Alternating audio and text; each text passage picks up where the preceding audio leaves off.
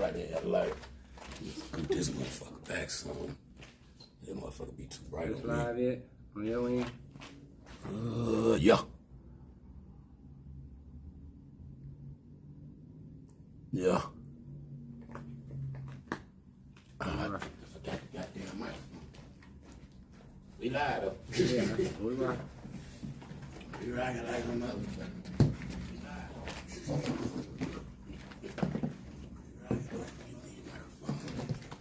Forgetting I got mics and shit on.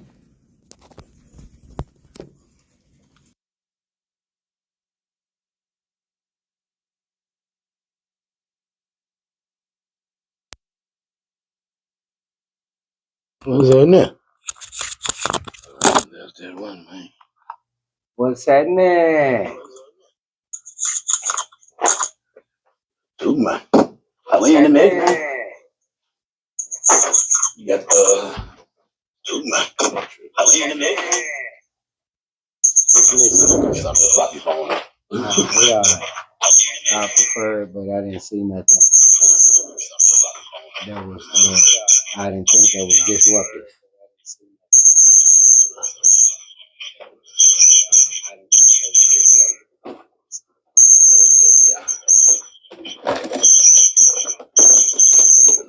Wait, can you see that on camera?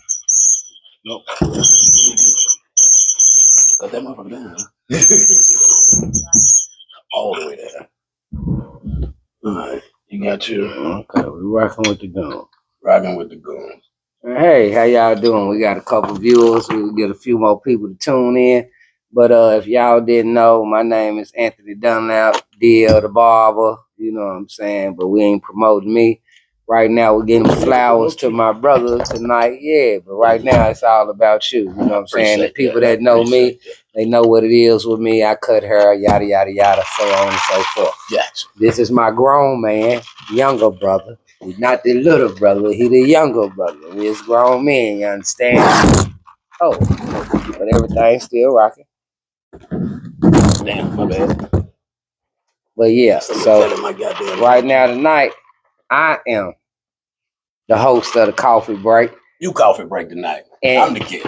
And the guest tonight is Mr. Errol, infamous E-Dub, the infamous king of the city, infamous shit talker, the infamous most hated, you know what I'm saying, world renowned, locally bound, you understand me? Errol motherfucking Westbrook. Talk to me. I appreciate that intro. Yeah, saying if you know, you know. You know what I'm saying?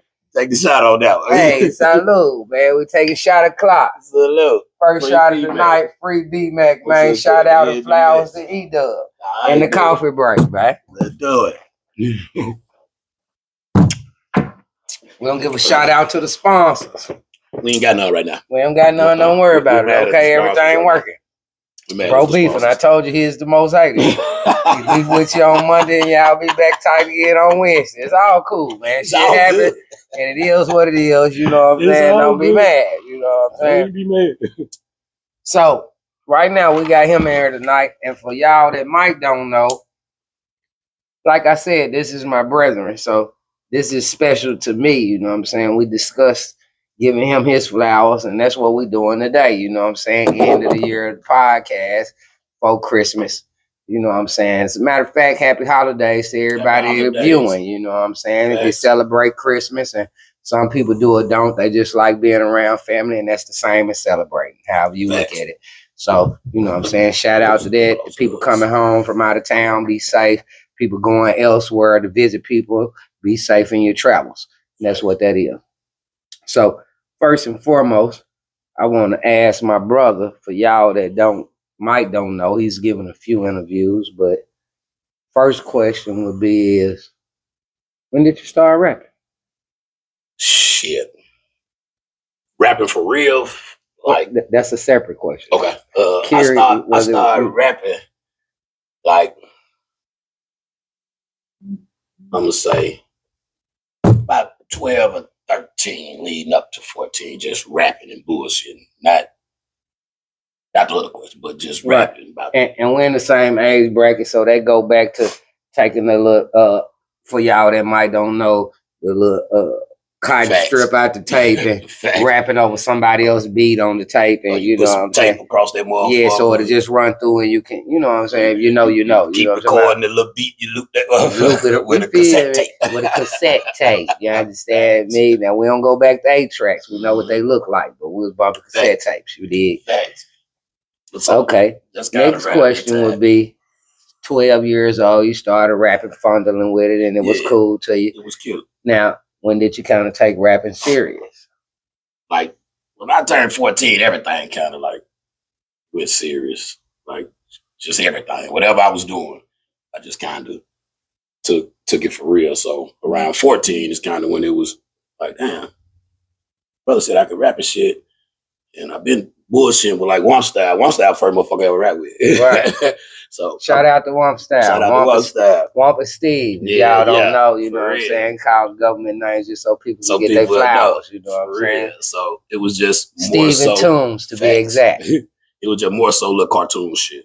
We had seen Crisscross, Another Bad Creation and shit. So we hadn't just jumped off the porch into the streets yet. So that's why I say by 12, 13, we was doing the little cartoons and rapping that type of shit. Mm-hmm. So 14, it was like shit. I was inquiring about drugs and gangs and this and that and that and this. So the rapping kind of took a different turn. And then it was more, okay, shit, I'm fucking with dude and dude rapping. And he, goddamn me, is really rapping. He putting shit on cassette tape. So it was like, I got to kind of be serious. And that kind of where, about 14. All right. Well, we just kind of jumped into an immediate question. And I ain't saying I took it too fast because I know the people want to know.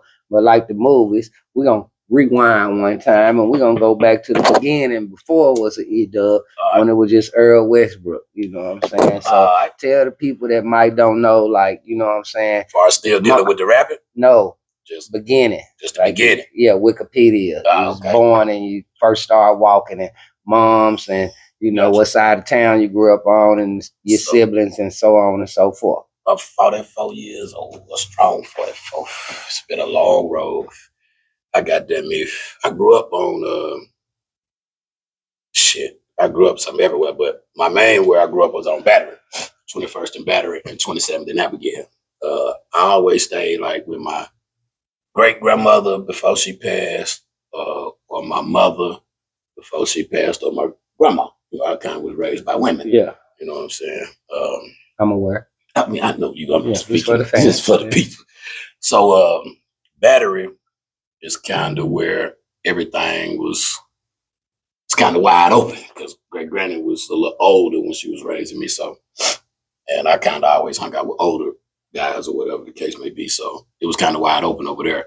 On Abigail, it's kind of actually where my neighborhood, my clique neighborhood, not my gang, but my clique neighborhood. We still was, 8 ball, but we kind of get to 27. You know, my everyday people. Everyday people. So from Battery to over there is kind of where I was kicking it and all that. So my mama, she actually was a folk from Chicago. I stayed in Chicago before, Maywood, Illinois. She actually was a folk from up there. One of my dad, I got 3 dads. One of my daddies, he a folk. My other dad, he from College Station, but he from everywhere. And then my other daddy that passed away, Bobby Russell, he was from Aliquot. So I had 3 daddies, great grandma that was already 80, 90 something raising me. And shit, that's kind of the beginning. Like that's just now I don't want to cut you off in the midst of the story, but I do want to, because I always commend you for this. I love my brother for this talent. And I don't want you to leave this out. Like my brother said, and I'll let him elaborate on it more. Our great grandmother, like he said, that raised him, she actually was deaf and broke and speak sign language. Facts. She was deaf and blind in one eye and couldn't talk. And was a real gangster. It was a real gangster. Like everybody in the neighborhood on Battery.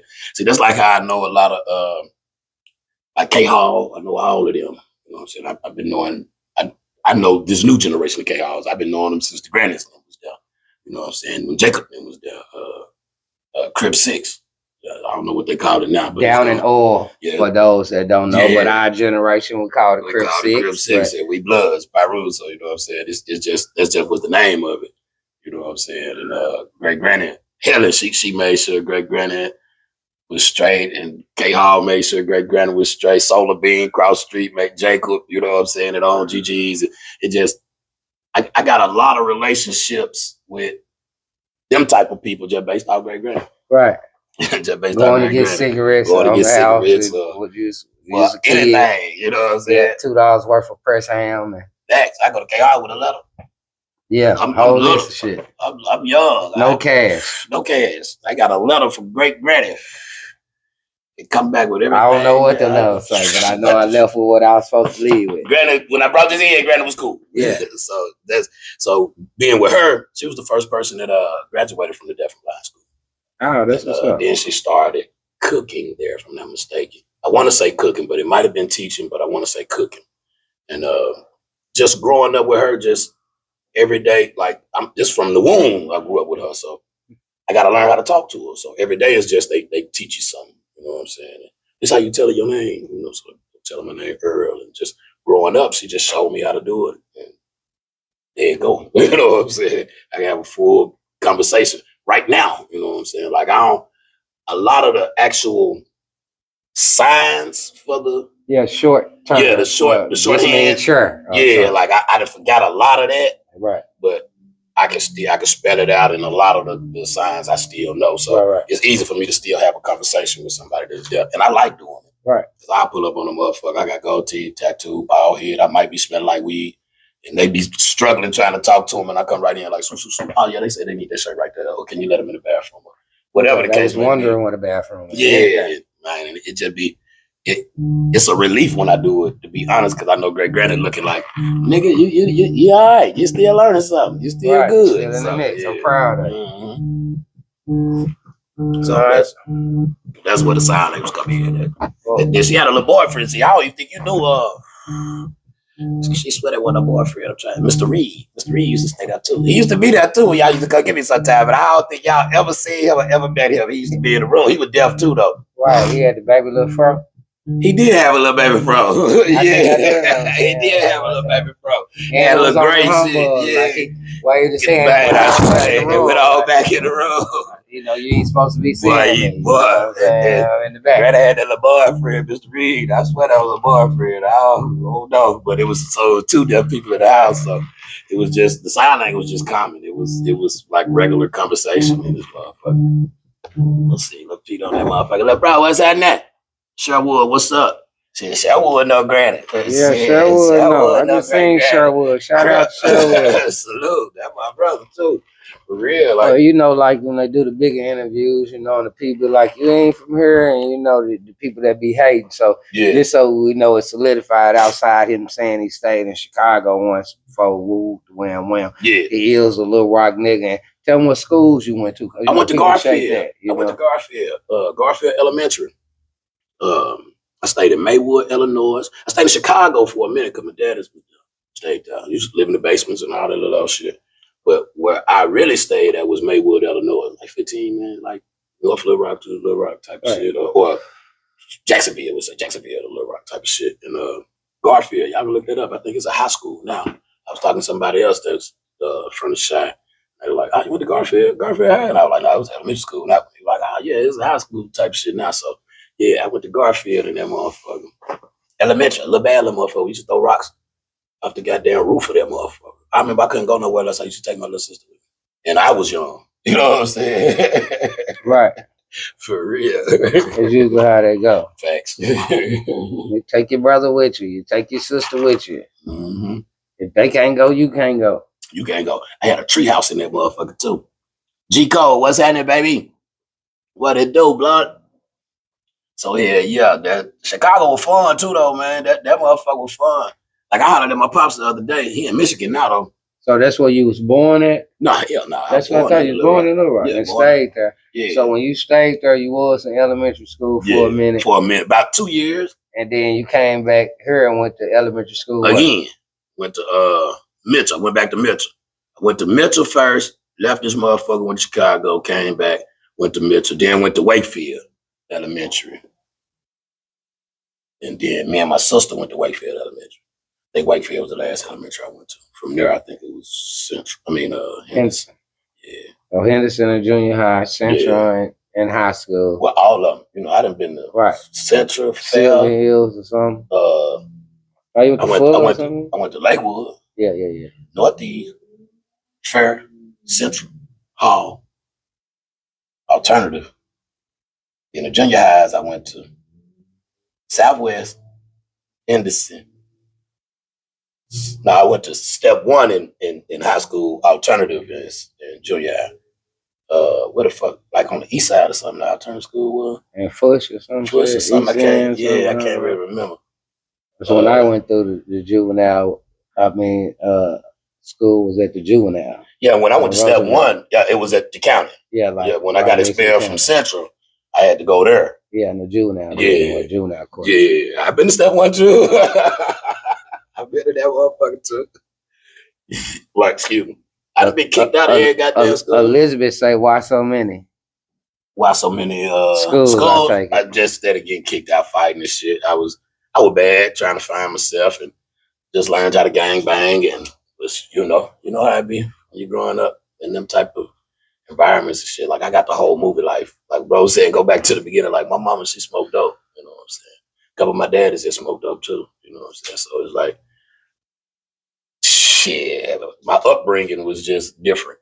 You know what I'm saying? It wasn't all peaches and cream. So sometimes I might go to school depressed or something and got a chip on my shoulder because I'm broke and I'm dusty and this ain't what's happening. Sometimes I might go to school shit depressed because my mama smoked dope and I might got to fight some more and somebody know it and they might say something and I don't like it at the time. And so just different little, I ain't gonna say, well, it was immature, but just different just growing up, you know what I'm saying? Just for real, just growing up. I mean, do you say it's immature when you're 10? No, you can't. So that's why I kind of had to say it. Yeah. So it was do just, you I just was to growing a kid as being immature? They're a kid. No, not you. I'm just, it's like rhetorical, but I'm just saying, like, you can. Fucking 10. Yeah, fucking 10.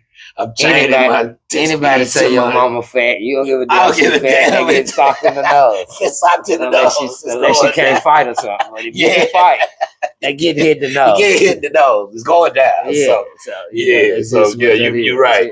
That's not immature. It wasn't immature. I just was growing up. I was big. They might say you had a temper. Yeah, I did. Well, I had the little man complex. Yeah, I did have it. Everybody short. Yeah, I had the little bit. I'm talking about right now. I got the little bit. Yeah, but you're the same height as 10. I know. That's why I still got the little man complex.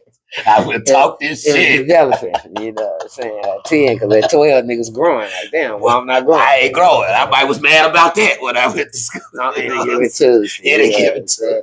Like the movie, Any Given Sunday, goddamn. I swear, like shit.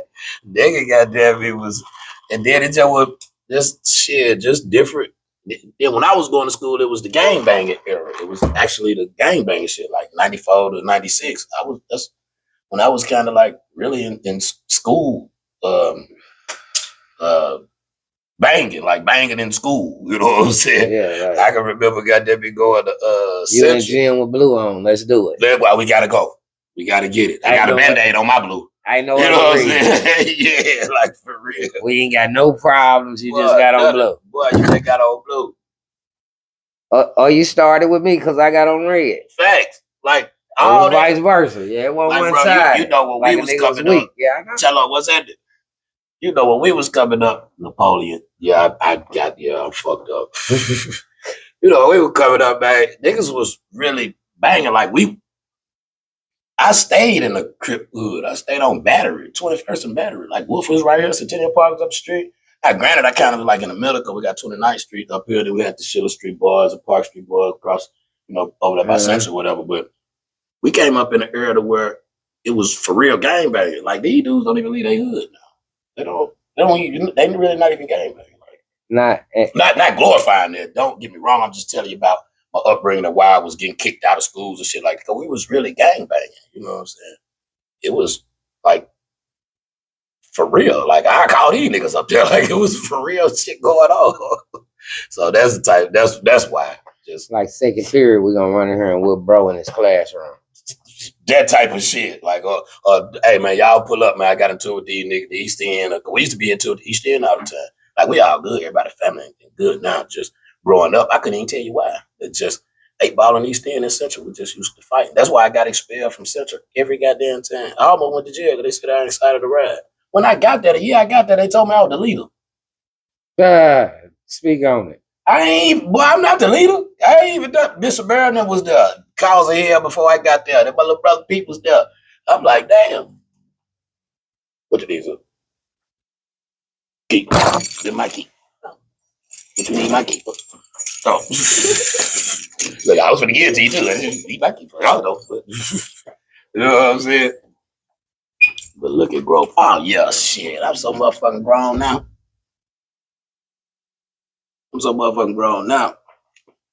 It's difficult. But I learned from the best. I had some real, like when niggas be hollering about gangs and shit like that, like I'm in a real gang. I'm not active. I still represent, and you know I'm still in the mix.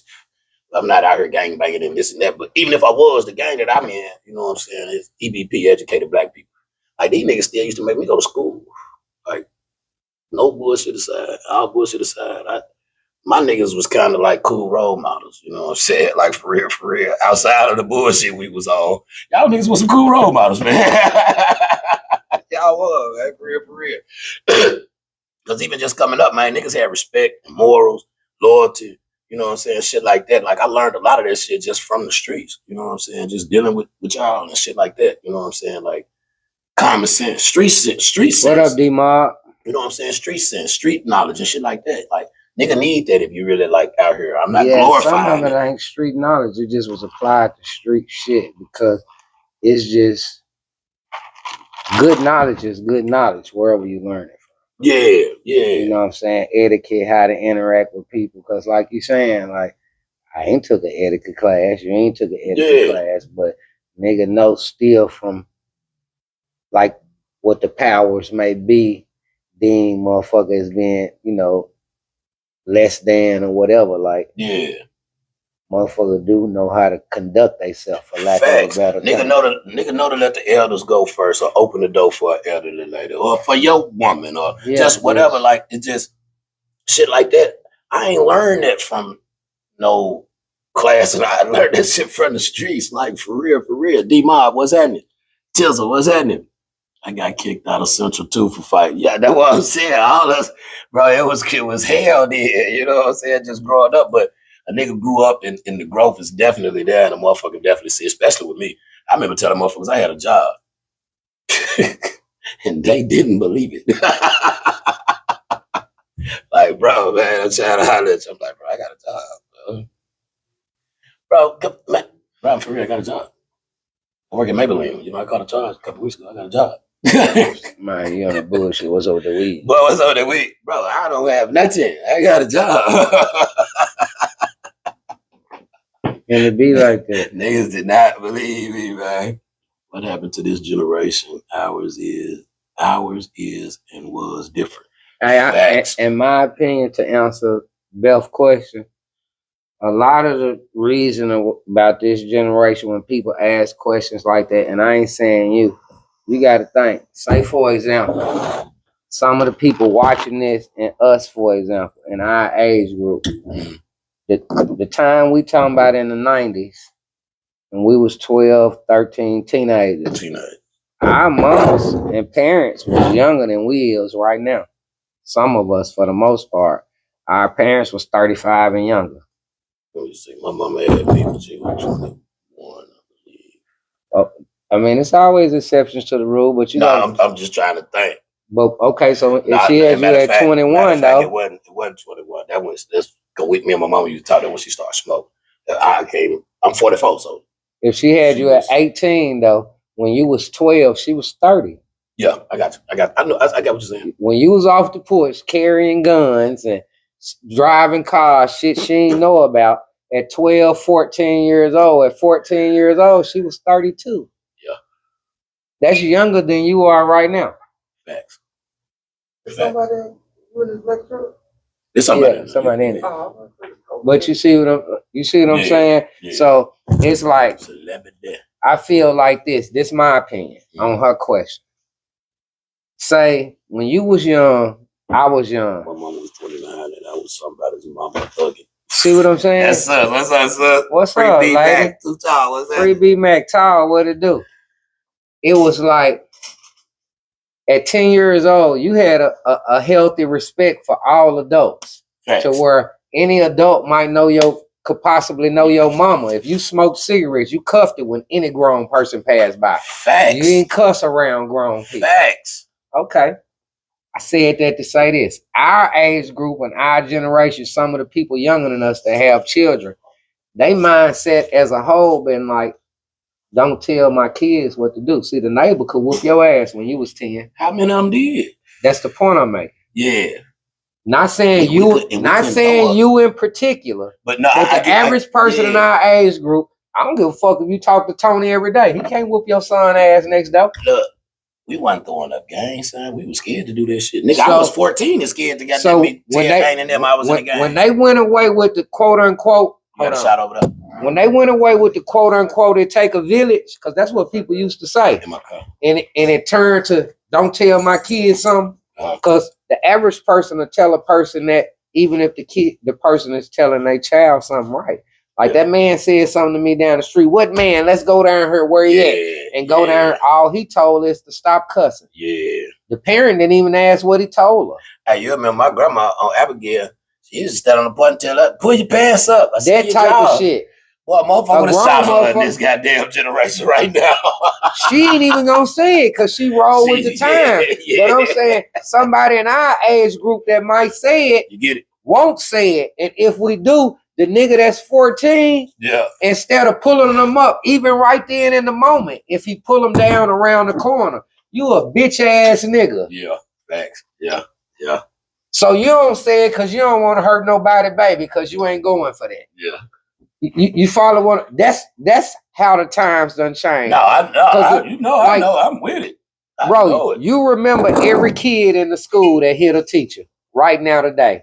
Facts. Because that wasn't common.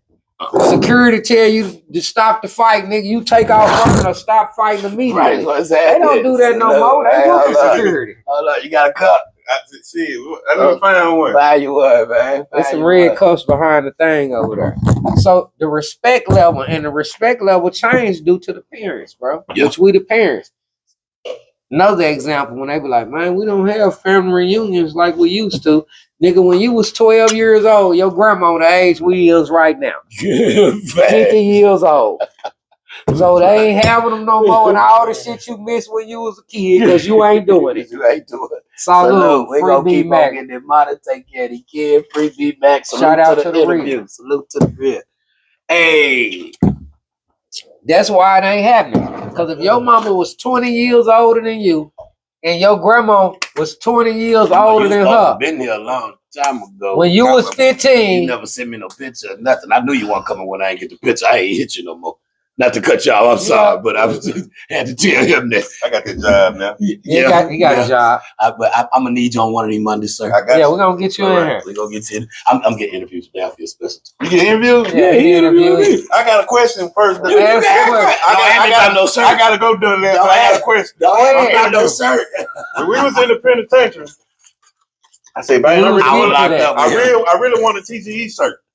Right. We wasn't in the penitentiary when you had me about a TGE shirt. I said I don't want a TGE. I want one in there. You might have. I didn't have them in there. You didn't have them in there. But when we got out, we doing bottle popping events and everything. Right. I'm glad we talking about shirts. So now when we in the penitentiary, he's going home. You know when you go home, he just bought fresh t-shirts too. Yeah, you gotta leave me something. I said, man, I don't want nothing but the t-shirts. He said, I got you. Boy, I seen another folk with the t-shirts on. He encouraged you for the homeboy. He carried me for the. I couldn't blame him. No, let's take it back. No, let me rephrase that because you the homeboy too. He encouraged you for the hood. He carried me for the hood. It wasn't for the hood. The man ain't had no t-shirt. No, the man didn't have nothing. That was in there. At least had a couple. Well, good. Well, I been that bitch to war domestic and everything before I got a job. I'm good. But when I get out, I see all these people with TGE shirts on. They sell. He was my artist, though. He was my artist, too. Well, he was my artist. Swabio just left me. Swab just left me. I said, I know him give me a shirt. Okay. What size you wear right now? 2X. I got an extra large. I'm glad you spoke on that Because I got a large. That was my next question before we got sidetracked. I got you one day in the house. They ATG, but they hush. Okay, quick. In the midst of growing up, trials and tribulations, rap music, neighborhood you grew up in, gang violence, so on and so forth, you did have a mishap and end up going to prison. Yeah. Speak on that. I had first. Let me be a little bit more specific. Speak on how you got to prison, if you choose to disclose the name of the person that told on you. That's on you. Yeah. And just your experience. Go ahead, nigga, DJ. I'll holler at y'all. So, I mean, I definitely don't mind telling a nigga name or shit like that. But everybody already know I ain't gonna beat a dead horse on the name, on the DJ Discipline name, but just everybody already know. So, I mean, I do have, and I do got paperwork too. But I'm not on that. I'm way past that. But I am gonna tell the story because it was asked. So, I mean, I ended up going to the penitentiary. I had a long run too, and I had caught a charge before that, but it wasn't. It was a felony charge too, and it was on some weed. But that's what actually sent me to the penitentiary, other than this situation. But I was the weed man. And I was still doing my rapping and shit. I kind of was like at my peak too with the rapping shit, but I still was kind of caught up in the streets and with the rapping. I had the mentality of, I thought I already made it. You know what I'm saying? Because I had already turned down a deal for Slip and Slide for like 50,000. I had honestly, I had like 37,000, but I always say about 40,000 in my pocket. I had about 37,000 in my pocket, so I wasn't finna sign for 50,000. I think they wanted like 4 albums. So I was like, damn, they trying to give me 50,000. I got 40,000. Man, I'm already a rapper. I'm straight. I ain't, I'm doing everything the rappers doing, and I'm intentionally doing what the rappers doing. If they saying they going to Atlanta and they staying at the W, shit, the team going to Atlanta and we staying at the W. They in Atlanta and they in Magic City. We going to Atlanta and we going to Magic City. If they at Club Crucial and we at Atlanta at Club Crucial. That's actually how I met Killer Mike. You know what I'm saying? Right. Through another homeboy. But so I just was caught up with the streets and the rapping. So I thought I already made it, but I still was just hustling. So it was a drought. The drought used to come through this motherfucker a lot. And I ain't had nothing like 5 pounds. This particular guy, he had about 10 pounds from me before. But in this particular time, the actual day that I caught my charge, he had about 2 pounds. He actually tried to buy all of them. I'm like, nah, I had some other plays that I wasn't busting for myself. So, long story short, he actually called the police in my apartment. I stayed at Governor's Park. He had called the police in my apartment. He was in the kitchen. My ex-wife was on the couch. And she heard him on the phone. She thought she was asleep or whatever the case may be or whatever. And so once he left, she told me, she was like, he was talking crazy on the phone. He had a strange conversation, this and that.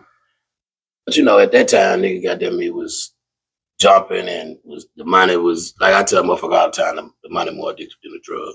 So I would get them type of conversations from her a lot, because it was jumping.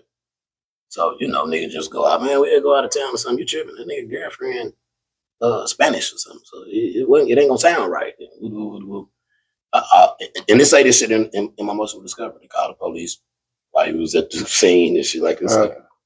But they tried to charge me with 5 pounds. I only got caught with 3 pounds.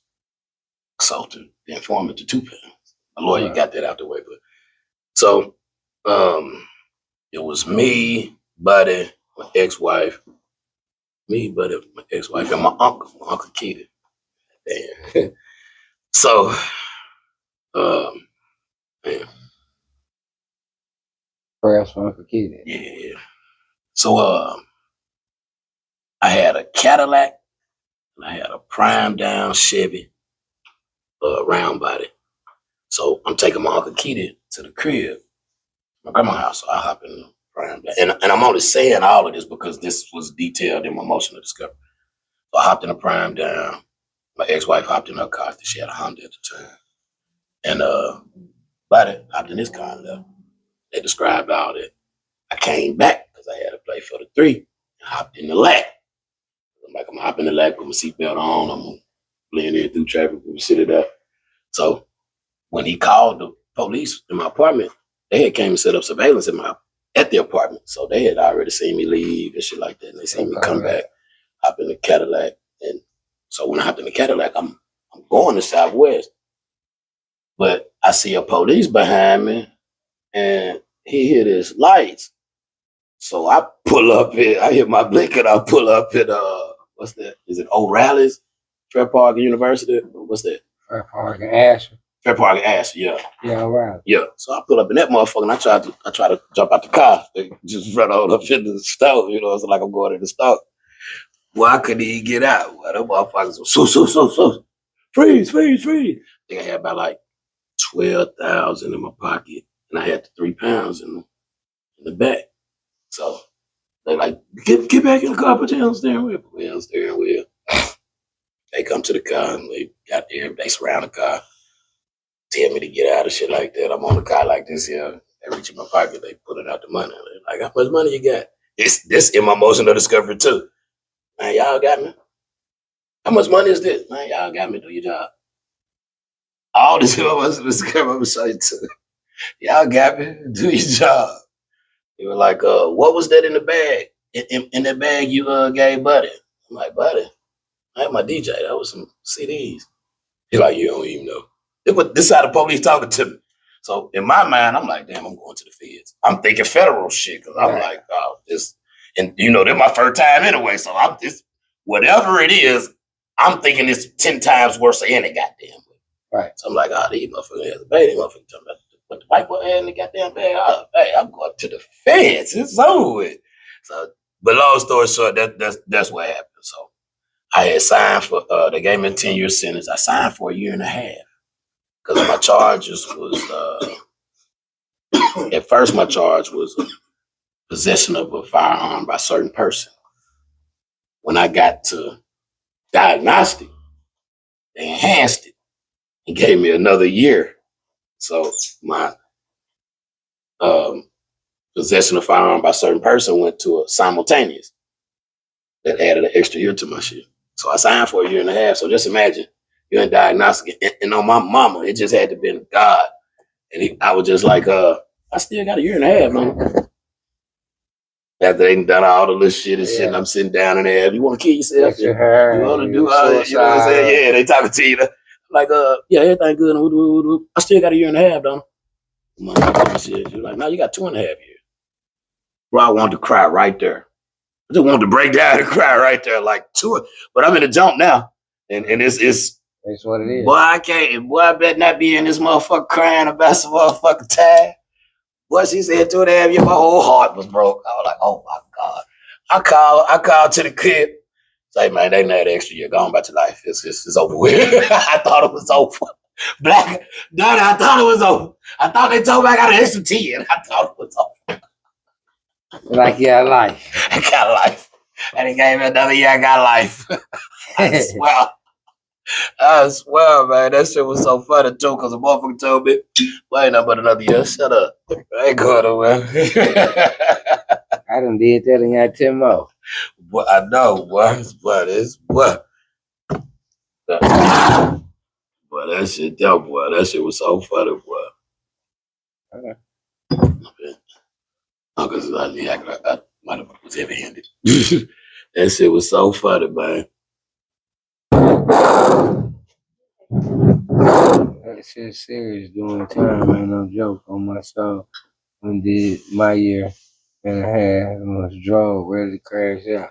Well, look, but once I got to the job, you know how when you get there, you be in the room before they give you your knapsack with all your mats and all that. Yeah, and you came with everybody on the bus that you came with and shit. So on the way there, it's nigga really on the way to the penitentiary. Like, yeah, nigga really on the way to the penitentiary. Not knowing what to expect, this and that, but I had got put on game by a couple of my brothers. I think you had hollered at me. Bone hollered at me. Just kind of filling me in on the shit before a nigga got there and say, man, do your time, come on home type of shit. Man, don't get down there and be trying to be on the front line with niggas and gang banging and this and that and woo. Do your time and come on home. And go try to sign up for work release and 309s and got them me do little programs, GED programs and shit like that. So get time off of that. Yeah, so like you know, once again, like I say, my partners and my brothers, man, they kind of always been on some encouraging and positive shit. Like I know the situation was fucked up because they're going to the penitentiary, but you got niggas that have been to the penitentiary and they ain't telling you to go down there and crash out and get you some packs of cigarettes and hustle and this and that and whoop. They telling you, say, man, do your time and come on home. Don't go down there and be on the bullshit and whoop. And niggas gonna be on this and involved in that. That's on you. That's on you. But hey, do your time, come on home, whoop. And shit, that's what I did. I did my time, came on home. Like it was.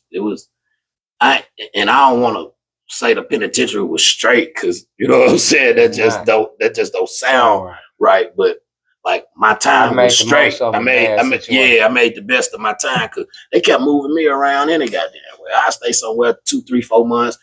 Then they moved me 2, 3. Then I get accepted to work release. Then I got kicked out of Texas. I got a work release. Then I go here 4, 5, 6 months here. So by the time a nigga really get used to the situation, I get moved and I gotta not figure it out, but just everything is new again. But I know the ropes, but it's just new again. So it's just that. So my time kind of just it by went. The time I get settled in, it's 4 months in. Yeah, I'm 4 months in, and now I'm moved again. And now it's 8 months. Now you know what I'm saying. So it was like shit. Damn. Now it's over. Now it's over. You know, now I'm at work release, and I'm actually. Well, I went to a job at both work releases. They just kicked me out of Texas County. I still don't know for what. Come on, take a shot. I still don't know why them bitches kicked me out. Hey man, we're gonna keep on getting the money, taking care of these kids. Free B-Max, salute to my brothers and my sister that's in this motherfucker. And salute to the coffin break. And salute to the realest motherfuckers in the building. Hey. Yeah, man. But I'm damn near like Charleston White on that penitentiary shit. I think every nigga need to go to the penitentiary. Excuse me. Let me rephrase it. Is that my language? No. Okay. I think every nigga that's on some bullshit need to go to the penitentiary. No. I ain't gonna agree with that. I kind of agree. And what you're Charleston. I feel what you're saying, and I understand what he said and why you agree with it. Okay. But this is the thing. With people, everybody have situations that they'll learn from or what they forced to learn from the situation. Yeah. You was doing what you was doing. I was doing whatever I was doing and other people. And you going to prison was enough to be like, hey, let me do something different. Yeah. The next nigga might don't take it. The recidivism wouldn't be so high what they talk about if everybody was learning their lesson. But see, niggas will go to the penitentiary at an early age though, and then won't learn their lesson. But then that same nigga go to the penitentiary at an older age and learn his lesson. I just went at an older age. It ain't that he necessarily learned his age. Nigga got tired. You got tired, did it, man? Doing 3 years when you 18 is not the same. It's doing 3 when you got them 30 or 50, even 30. Shit. I mean, any age where it's like, man, god damn, bro. Like right now at this age, you don't want to go to jail. You have been to jail and experienced it. It's some things that as a man, if it was to happen, you would be willing to go to jail in that situation. Yeah. Not that you still want to go. Yeah. Motherfucker violating your child. Somebody breaking in your house. Motherfucker trying to rob you and you're in a position where you can actually defend yourself. I got to go. Because if a nigga catch you slipping and you being robbed, you got to get up. But if you're in a position to defend yourself and you can, you probably will. These are things that even after going to prison, you will be willing to go back to prison for again. Yeah. Any of those situations. Yeah. Now, niggas that are going back and forth to jail for a dirty piss, I can't understand it. Not paying the parole fees. I can't understand it. No. Not paying them because you can't, Not paying them, and then I see you in the club. Them is the people that's not paying them. See them the people I'm talking about that need to go to the penitentiary. The parole officer is working with them. Yeah, but see them the type of people I'm talking about need to go to the penitentiary. I ain't talking about them. Right. I think they need to go to the penitentiary.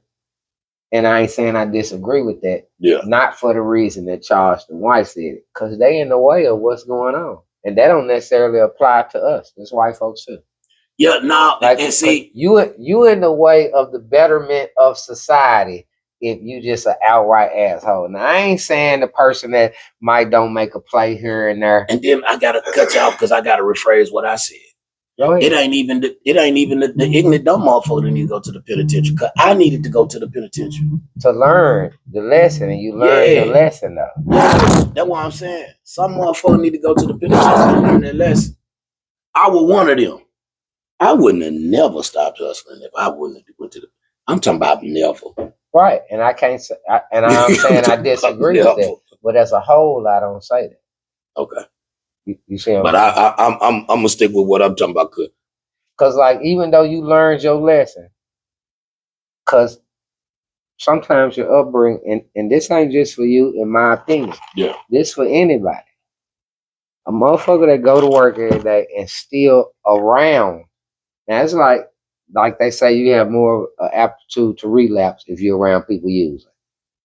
That's just if you weak, man. No, I ain't saying. I'm saying this is what they say. Yeah, right? No, I got you. You have more, not to say you will. You have more of an aptitude to drink if you're trying to stop drinking. If you're around people that drink every day. Yeah, I got you. That's all I'm saying. That's what they say. I got you.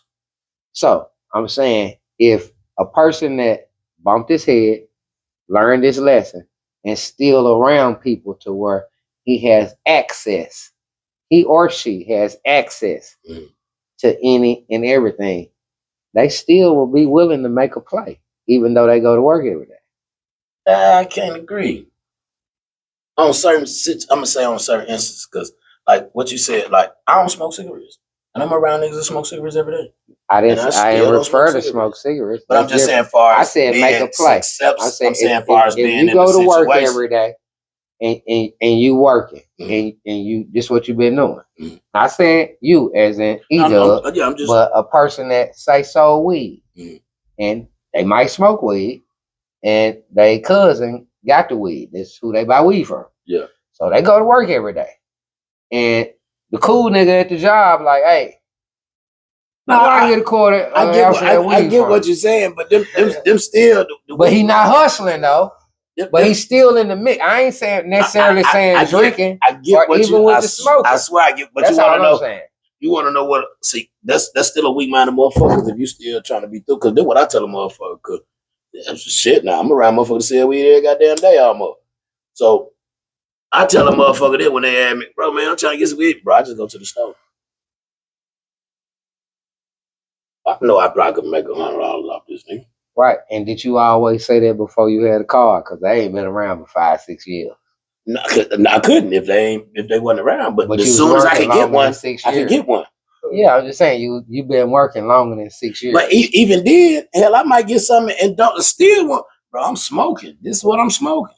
I tried to hustle a couple times since I've been out of the Yeah, and that's not actually hustling. Like, it didn't work. You go to work every day, and you ain't propositioning it. Now, one time it worked. But, you know, me and you work together, Black. You know what I'm saying? And we get cool at the job. We've been working together 2 years.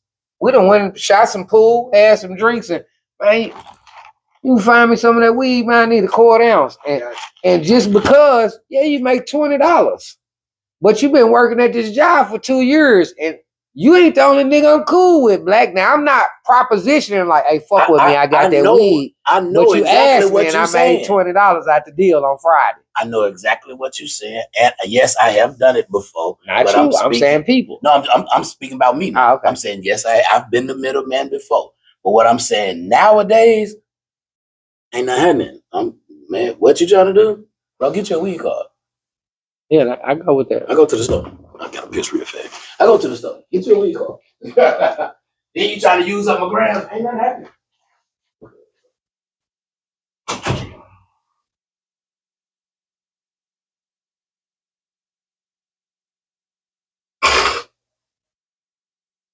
Yeah, man, we're taking a break on the coffee break.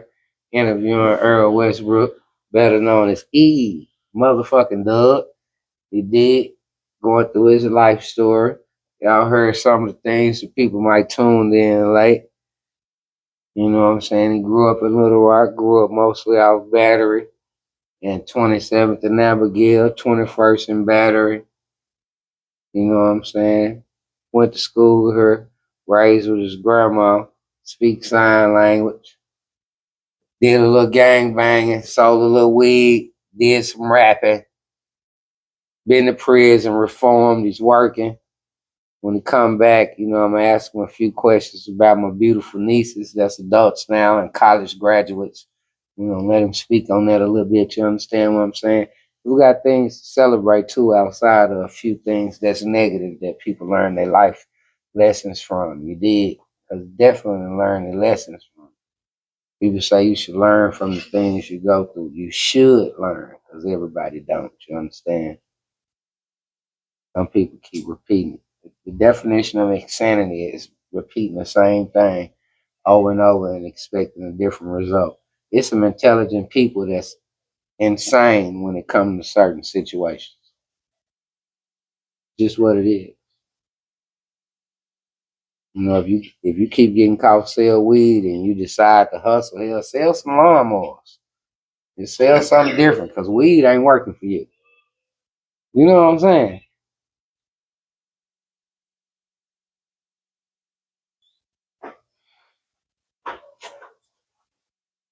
And I'm saying this, bro, on the way back to the couch. To everybody that's listening, and we got to tell our children and our people and the people you interact with, hustling does not consist of selling something illegal. A hustle is anything that doesn't operate without you being there. Because the business operates because you have employees. You don't have to be there. A hustle means you're there on the scene doing it. So if you cutting grass, cutting down trees, selling apples, all this is shit that's legal. That's a hustle. And you trapping. Yeah, you know what I'm saying? Trap up the awards. People have little complexes about the things that they do because they think, yeah, man. Let people judge them, but who's to dictate how you get your money? Especially if you're getting it in a positive manner, washing cars, whatever it is, that's your hustle. You don't necessarily got to be selling nothing illegal. That's for anybody young listening. That's just a good game, real shit. For real. What's up? Stone Jones. What's happening, man? Stone Jones, that's goddamn me Dre Ball. I know who the hell that nigga. Mm-hmm. Let's get back to the interview. Shout out to Stone Jones. And bro back, and like I said, I was gonna ask him, to speak. I want to give you an opportunity to speak on your children and your grandchildren and shit.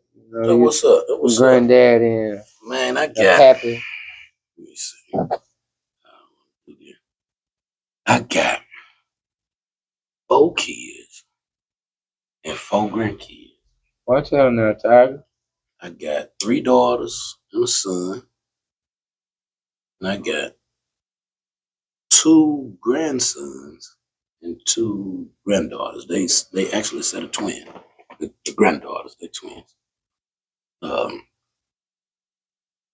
don't give y'all their name or none of that. I ain't gonna give y'all the grandkids now. They still kind of like little babies, and my daughter should be kind of picky about that and stuff like that. So I'm gonna respect that. But my daughter's names is Kasia, Kenitra, and Alyssa. The son name is Braylon. My grandkids, they something else. They something else, man. It feel good to be a grandfather because a nigga never even thought he was gonna live that long. Like nigga, not me, but I honestly I ain't think I was gonna live this long. But motherfucker, how motherfucker tell you, you gonna be 21, you gonna be 16, you gonna be this, you gonna be that. Nigga just passed all them goddamn ages. You know what I'm saying? Those real for real shit, but right. So it feel real good to even be able to say I'm a grandfather. You know what I'm saying? Through all the shit that a nigga done been through. Like, I'm a whole grandfather right now. And they love Papa. I post them up here and there and now and again. You know what I'm saying? And then my kids, I think my daughter's coming down tomorrow. For the holiday. Yeah, my 2 daughters, they coming down. I got 2 biological daughters, and I got 2 kids through my ex-wife. They still my kids. Right, right. So, yeah. And my daughters, I think they coming down tomorrow. And, if they do, party at my house. If they do, we go. I got a party. We got to turn up. Like my daughters, they grown. All my daughters, they grown, and I just love when they're around. You know what I'm saying? So they come down tomorrow. We definitely turning up. So everybody definitely. Well, but that's what the kids and the grandkids, man. 4 and 4, actually 4 and 4. That's what's up. And I'm gonna ask this question because I know the people want to know: are you planning on dropping any more music? I knew you were gonna add that shit. I actually been waiting on this shit. I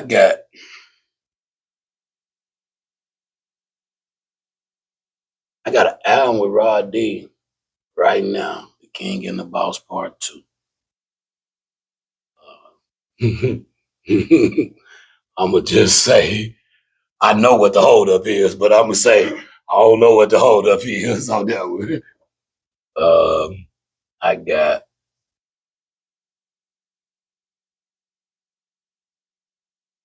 I'm well, yeah, I'm actually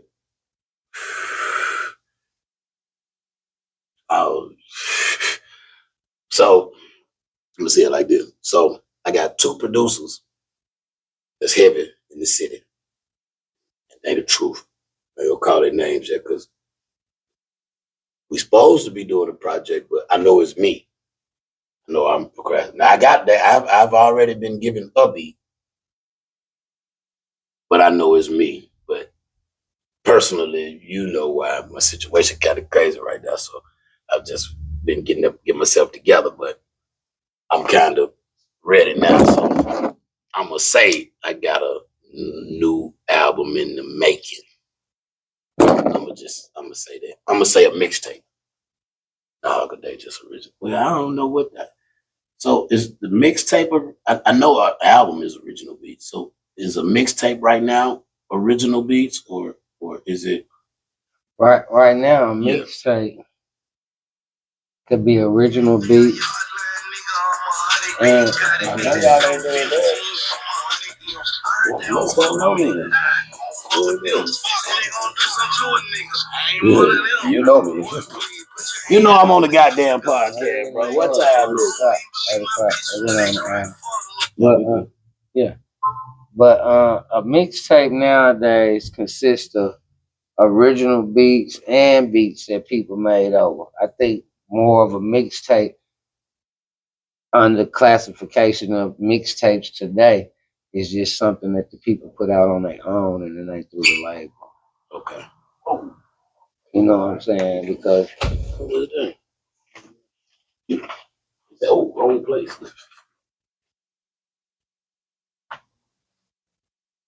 You like a bar?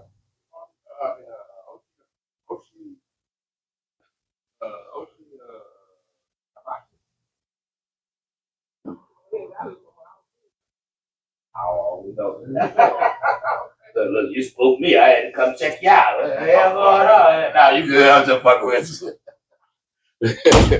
He tried to deliver some food. He said, "Oh, wrong place. I had to see what the hell going on." What the hell were you talking about? But yeah, I think that's what a mixtape consists of now. But outside of the project with Rod D, and you got a beat from the unknown. That's the unknown known producers in the city. Yeah. Like I think a lot of your fans, me included, considering the wave of music now, like, cause songs now is 2.5, 3 minutes. That's a whole song. Shit, they a minute and a half, 2 minutes. They ain't even that. Yeah, they ain't even 3 minutes. That's what I'm saying. Like, yeah. You can kind of like, you know what I'm saying, hit the people with some shit on your IG or, I kind of be hitting them every now and again with a little verse here and there. And they miss that. Okay. Okay, that means something. Because they was watching. They They were too. They thought that they was in their head as fans. Them 1 or 2, 3 things that you did, they was thinking that was leading up to something. Okay. I can see like, that. Okay, oh shit, okay, bro in the lab, he got something cooking. But no, that ain't an excuse. So I got it. But I do, like I say, just for my backup, I do have an album, Raw D. It's ready. It's like it's there. It's ready. Like I don't know, but I mean I do know, but I do know, but I think it's about time. I'm gonna say that. I think it's about time. See the boy more independent than backed by labels. Yeah, definitely independent. We definitely independent with it. I actually think Rod D got a distribution through a major right now. I don't know if he tried to put it out through that and that's the hold up. But no, I'm bullshit. I actually know what the hold up is. We got 2 songs that we ain't really finished. I think it's one that I ain't done a verse to and one that he ain't done a verse to. But I think the producers that produced the album want us to do those 2 tracks. And I think me and Rod D like, man, fuck them 2 tracks. I don't put it out because all the other shit that's out there is stupid. But those 2 tracks are stupid. So I can understand the producer's point of view. So we just gotta, we gotta finish. Yeah, get together and finish that on that. And then just far as my solo shit, like I actually went and sat with one of the producers that I'm talking about. She's smoking. Yeah. She's smoking already. Oh, okay. I thought you was asking. What I was saying. 2 producers. Oh yeah, I went and sat with them. And went and sat with producers. And we made we actually went through a lot of old tracks that I got that was never released. It's like an album. It's damn near close to an album. But he's like, nah, fuck that. We doing all new shit. I'm like, damn, we can't use one of these motherfuckers. I kind of like this one. He's like, well, hell, I like this one, but I still want to do new shit. And so like I literally probably already have an album. You know, like how Don Tripp been putting out an album every month. And it's been his old tracks and tracks that he didn't use for albums or whatever the case. I probably could do that for I probably could put out one album. But for songs that didn't make an album. Just didn't make an album. You know what I'm saying? Yes. As a fan, I think you should do that. And the reason why I say that, because of course everybody don't, but I'm interviewing you and I understand how time and an album and shit being made for time slots and all of that go. So, certain songs don't make it. Yeah. But people in the circle might have heard the song and it never got to the fans. So even with some of those songs, even going in the lab and literally not doing another song, but like revising the song. Cause like say in the lyrics, if it say 2004, you can make it say 24. That Smoking Weed with My Girlfriend. Right. I revised that one. That's something I did, and I know. Shit. I mean, I know. I'm right to the fans if they ain't heard it, but like certain songs. I actually did that song and had a video in the making where we shot a lot of scenes. I had they call it a storyboard. I had a storyboard. Shout out to Hoodstruck. I had a storyboard, and we had shot a lot of scenes to that motherfucker. That's where I get the E-Dub and Swisher Sweets from. I'd be like, I got me a band, E-Dub and Swisher Sweets. Shout out to City Boy. I like that idea. That's real nigga shit. City Boy say, goddamn me, you could release it and call it the Vault edition. Yeah, but still on what you were saying, like I didn't revise a few songs, but a couple, maybe a few, maybe 3.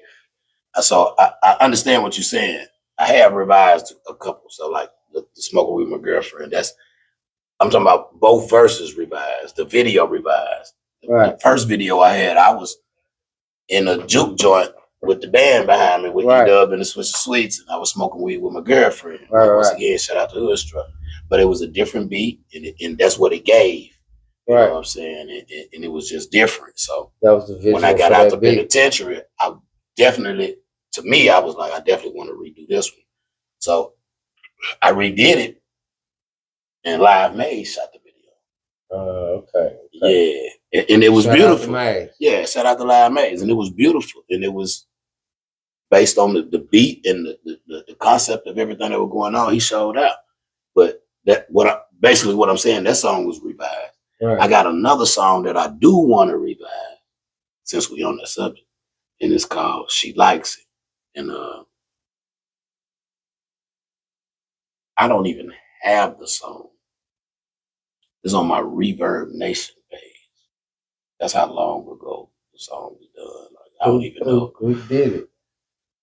Keys definitely done the beat. I'm pretty sure that was back then with the Keys days. Well, he might still have the beat in his vault somewhere. No, because when I went to the penitentiary, he had cleaned out his vault. He did like Cave. He just did. You know, everybody that did recorded with me, I'm gonna give you all your shit because I'm closing my studio down. He closed the studio down, and I can't remember who got all my music. Damn, I can't remember. And we just broke. I'm glad we broke this up because I can't even remember who got all my music. But it's somebody that's in a circle like Tizzle, or couldn't have been Tizzle because I would have been. But you can still ask him and confirm, and they still probably get it from him. I know it already. Know. Yeah, like that. But I still can get access to the song because I still got access to my Reverb Nation page. Okay. Where you top it, bro? Okay. Yeah. But I definitely want to redo that one for my new album because I'm definitely gonna do a new album. It's just I'm trying to pick the right time to actually really work on it. Like I still be doing features and shit. Like, you know, motherfuckers still pay me for features and shit. So I still be doing features and shit. So I still be active. So I kind of still be kind of cool because I'm gonna get 2 features a month. You know what I'm saying? So I kind of be cool with it. Paid features. I go for that. But so as a fan, I'm finna give it to you though. I'm gonna say this because now what you do that if nobody else then I always know. So if y'all listening, let me excuse me, let me speak up. Because what you do now as an artist, and it's cool, nothing's wrong with that. A lot of artists do it. Because you're who you are, there's a lot of people that for their own recognition and what they got going on want to do a song with you. Thanks. Okay. At one point, you wouldn't do songs with people if you didn't respect their music. Thanks. Now you will. Yeah. So, regardless of what you say, because this don't just apply to music, this applies to anything in life. Yeah. Any individual that thinks that way. Yeah. So, if being paid for a feature on somebody's shit and you don't really respect their music, not that you give them no garbage, but you, by default, you're not 100% E-Dub because it's like, I'm not even feeling this shit. That's by default. I'm going to tell you the difference, though. And I'm going to tell you why it's a difference, because I'm going to still give them my all. And this is what I tell everybody that pay for a verse. If I'm lying to anybody out here, please correct me. Please. If you pay for a verse from me, the verse that I bring to the studio, if you don't like it, I tell you right there, if you don't like this verse that I brought to the studio, I will rewrite a verse in your face if you don't like this verse right here. I've had to rewrite a verse one time. Okay. I'm not going to bullshit. I had to rewrite a verse one time. But saying that to say, when I say, when you said that, at one point I wouldn't do a feature. And who wouldn't like 85% of your best? Hold up. So when you said I wouldn't do a feature at one point for a motherfucker when I didn't respect their music, true. I'm going to say, to me, I didn't know any better then. So now when I do, it's not just for the money, but now when I do a feature for some music that I don't really feel or respect or it ain't, my type of speed. I know they got fans though. You know what I'm saying? That really fuck with their music. See, at first I didn't give a fuck. I just was like, I don't feel it. So it's like, nah, no, I ain't doing it. I don't give a damn. Yeah, I charge $500 or whatever, $250 at whatever period of time it is, or $1,000, whatever period.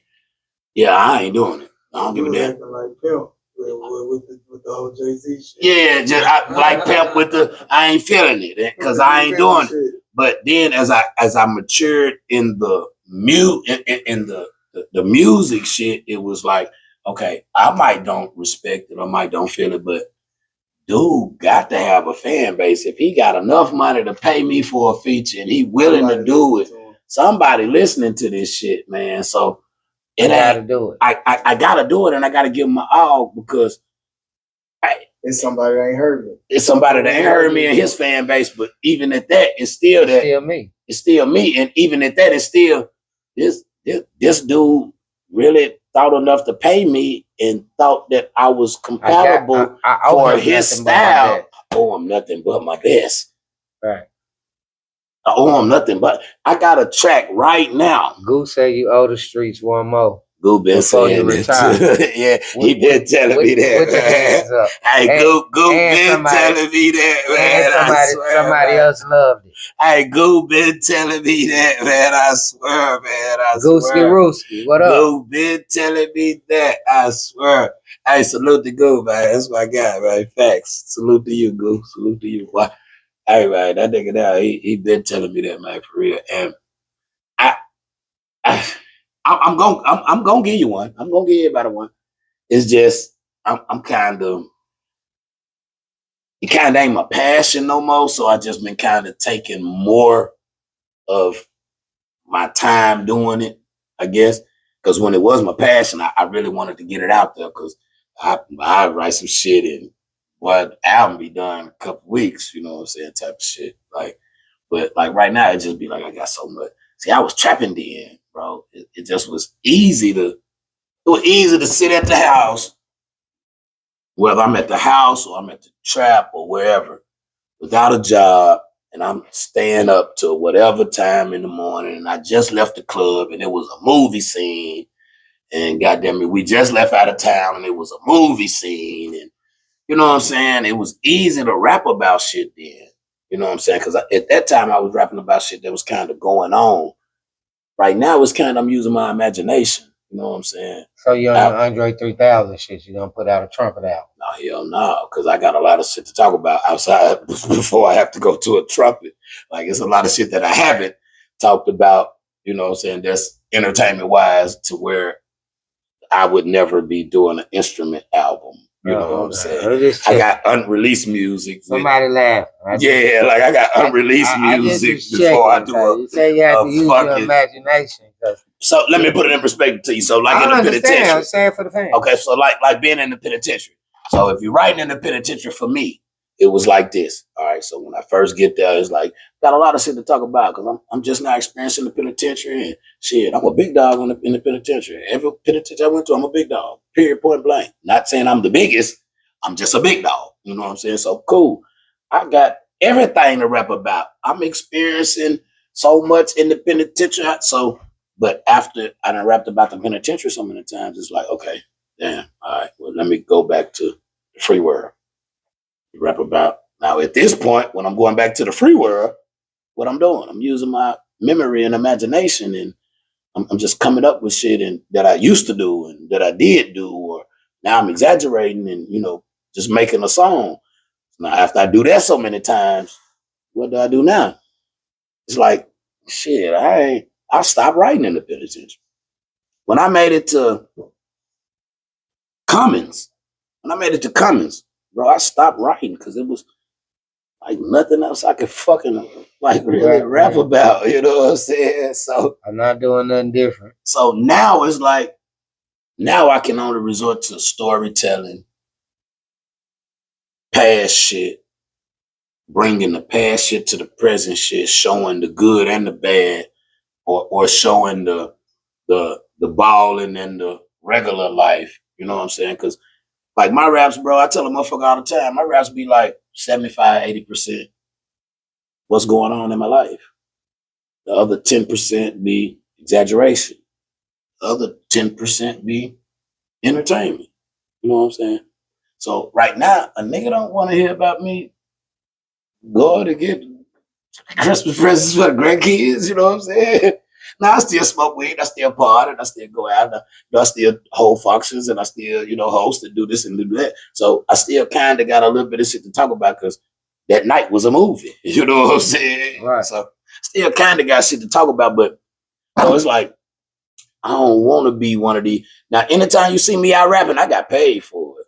So when a nigga be like, because I be seeing the little memes and the little posts.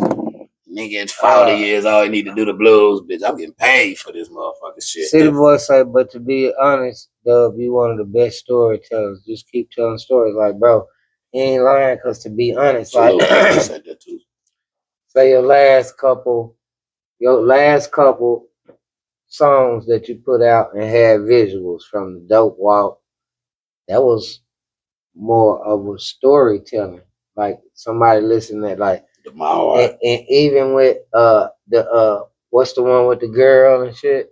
On the Blood. They call it On the Blood, but it's Letter to the Game. Yeah, Letter to the Game. Like them storytelling songs that, being like the big dog or big homie, it's like you're telling stories, so it wouldn't be exaggerated, even if, say, at this point, because some shit done already happened and people done been to prison and everything, say, rapping a story from the hood or just the city, period, that everybody know about at this point because it done already happened and Junebug went to jail and you just telling the story. It's because that's still what rap is. Like the people that's actively doing what you did at one point, we see what happened to them. The NBA young boys, the Fujianos, they went to jail. They in jail. And I ain't saying that like pointing out they negative. I'm just saying that's just what it is. But for the most part, the rappers trying to come up and that's popular right now, none of them is currently doing the shit that they saying they doing, because if they was, they in fucking jail. Like these folks ain't that's playing crazy with these folks. They telling stories. That, bro. Like, they might have used to do it or they cousins still doing it and they talking about it. I be telling motherfuckers that because they don't, like, I'm gonna use Jesus for an example when he said the snowman and this and that, he selling dope in the wood. If you still think that man's still doing that, you is a damn fool. Come on, man. You is a damn fool. So I definitely understand what you're saying. So I get it. It's people that know him personally, they be mad because he talking about it and he don't do it. Because them niggas, bro, to be honest, them niggas 40 plus.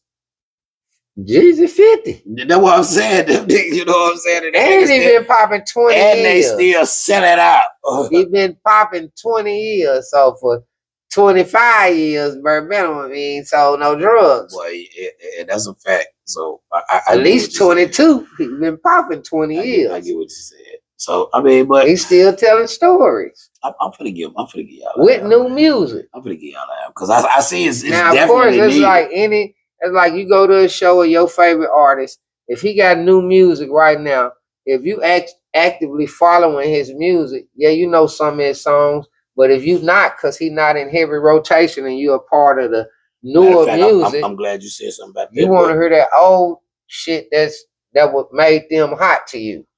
What were some of the rappers? I know we interviewing me, but I'm gonna ask you this because I'm finna. You can ask a question. What's name a few of the rappers we grew up on that was popping back then? That we was listening to when we was young. Yeah, I want to see if you're gonna name the one that I had an encounter with.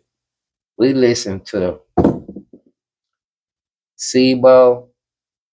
We listened to all of the No Limit shit. Thanks. We listened to Brother Lynch. Thanks. We listened to Drew Down. Thanks. We listened to Sally Sale. Thanks. We listened to all the E40 Camp, all of that shit. We fucked with Too Short. Thanks. His shit that was out popping.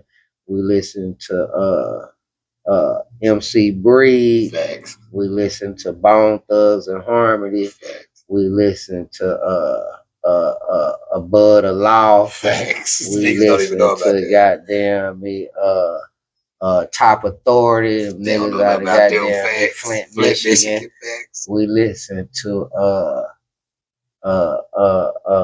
shit. Damn. He said it yet. But he on point though. Every motherfucker today, this motherfucker we listen to facts like faithfully. I said all the No Limit shit. We listen to Spice One. Boom, right there. We listen Let's stop. to, I just wanted to stop. You named him. All right, so like you ain't named Young DJ Bleed, Quick. But hold up, they was part of No Limit. That's how you did. So you named him. All Facts. No Limit. Facts. So growing up, we listened to Spice One. That was like he was it was Tupac, you know, a couple motherfuckers down the line. Then Spice One was in the mix. Bro, do you know I was Spice One hype man? And here recently. Facts. Yeah, you told me. Facts. That's bro. how Hey, and salute to Rob Webb for breaking it. So look, like when nigga fuck with Spice. Bro, I don't be starstruck. And for lack of better words, and I apologize and all of that, but kind of washed up. You know what I'm saying? He a little older artist right now. Mm-hmm. But to me, the nigga was still like that 22. Got the Migos right now. Yeah.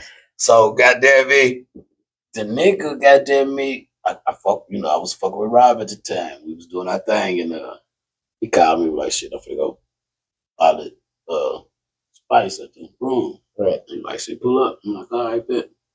Pull up. We get in the car with him. We smoke. And he giving us all kind of Tupac stories and this and that. And I'm in the back seat, bro. Like I'm like this, like. Bitch, I'm in the car with Spice, boy. Right, nigga. I'm in the car with Spice. Like it's 92 in your head. In my head, it's 92. Bro, I'm in the car with Spice, boy. Oh, my God. But I'm still me, though. Yeah. But in my mind, I'm like, this Spice One. Boy, this Spice motherfucking one. Spice motherfucking one. So we got them and we talking and we'll do whoop. And I'm letting them know, yeah, Pop, we grew up on your shit. And yeah, we fuck with you down here in the city and we'll do whoop. So we get to the venue. I don't know if it's this hype man didn't come or something happened to where I ended up being the hype man. Right. So he like, bro, shit, grab the mic. Bro. I really in my mind like, grab a mic. What? Oh, bitch, I'm finna go off. But my composure was, what you mean grab the mic? Yeah. Like, nah, man, you said you know my music, don't you? Like, yeah, you know, my composer's still like, yeah, I know your shit. In my mind, I'm like, boy, I know all your motherfucking shit, nigga. Boy, what the fuck? Nigga. Okay, say grab the mic. So at first I grab the mic. I guess, man. He get on stage. I sit back, you know, I'm still me. Sit back on the little chair on the side by the DJ booth and he doing his thing. I'm ad-libbing. Man, one of them songs, I can't remember which fucking song it was came on. But one of them songs came on. Let me get up off this motherfucking show. Let me get up out here with the nigga, bro. That was one of the outside of meeting Young Bleed and doing songs with Young Bleed. Right. Bro, that was probably one of my highest moments in music. Fuck the distribution deal. Fuck rocking with Twisted Black before he went and got locked up. Fuck the feature with Black Youngster. Actually doing a video with him here and we actually fucking with him. Fuck all that. Even when Youngster was at his peak. Yeah, fuck with boosting them. Fuck boosting them when he just got out. I just got out. They let me open up for fuck all that. Bro, that's bigger than that was my moment. And that Young Bleed, them were my motherfucking moments, man. And my motherfucking whole rap career. Right. Fuck goddamn me seeing who was hoe ass niggas like Young Jock and motherfucking what's the nigga? Miami nigga. Fly. I'm so hood. Ace Hood. Yeah, fuck me. I met him at the Wi-Fi house. And sat down with him and was trying to give him some weed. And he was like, no, I don't even smoke. My whole, let me get an all-star to go. This nigga here, Young Jock, they damn near put us out there, motherfucker. First we were smoking cigarettes. They was like, man, no, man. Now I ain't no rapper, All right, and I'm cool. sharing this with you, and I've been around. Hold up, I got a pistol liquor coming out. Go ahead.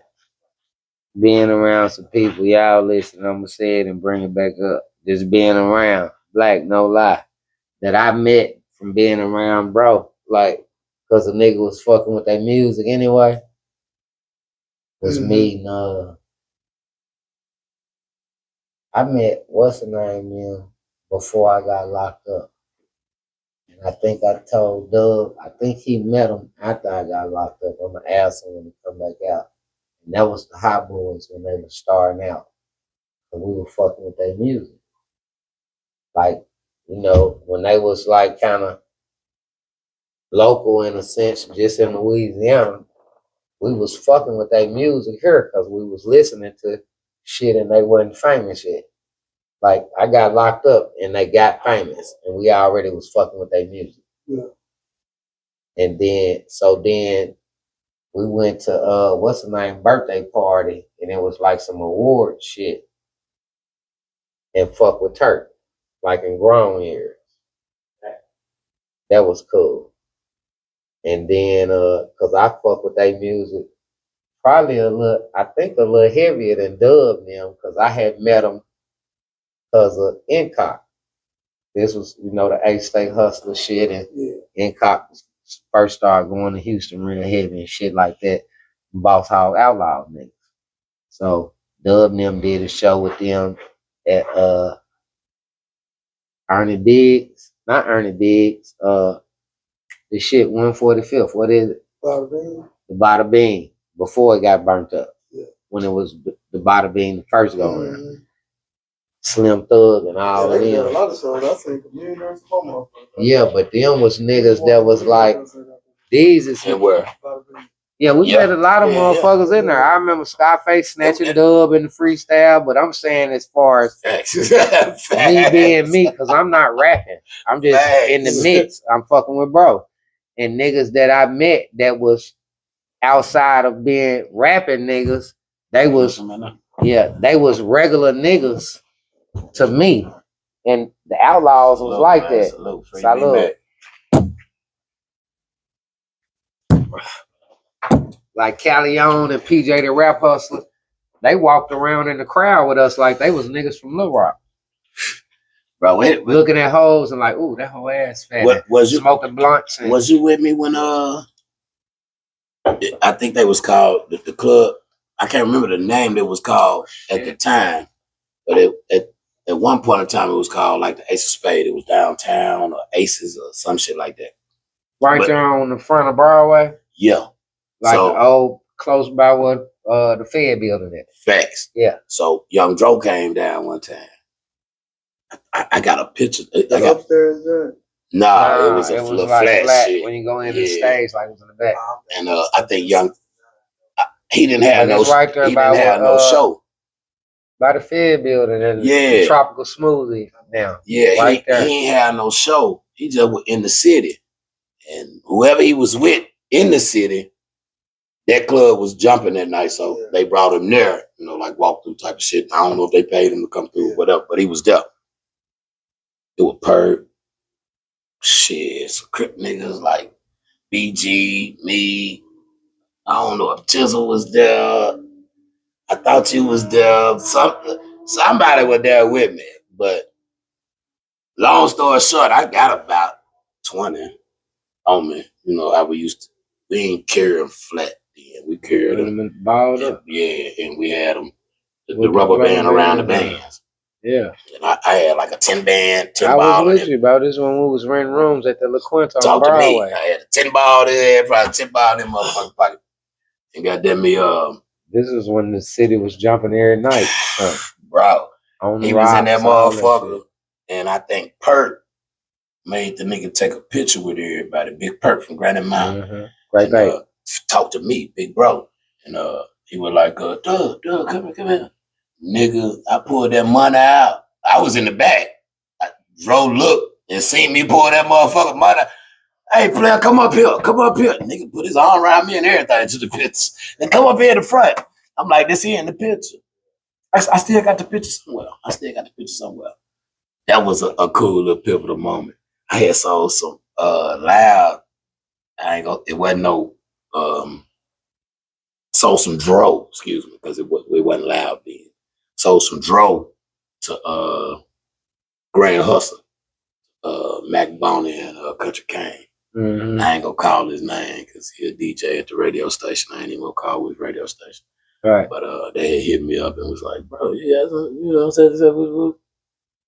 Yeah. And they're like, bro, this is it. Bro, I brought 2 jars. I was in my Chevy. I brought 2 jars. Thinking, at least they were gonna buy at least a zip. You know what I'm saying? I had another memorable moment. Me bought a quarter. Rest in peace to Big Mo, man. Hey. I think you was there. We went to his mama house? Nah, we was at rest in peace to 20-inch Trail. Rest in peace to Trail. Facts. Trail heavy. I think we was at Bada Bing. Mm-hmm.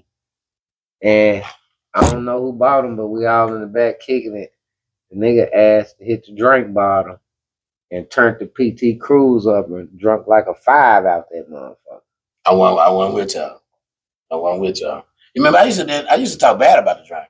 Yeah, I'm talking about Big Mo did this. Like, I know I got some drink. Yeah, I know what you saying, but yeah, I'm saying, remember I used to talk bad about the drink? I did. He used to talk bad about experience too.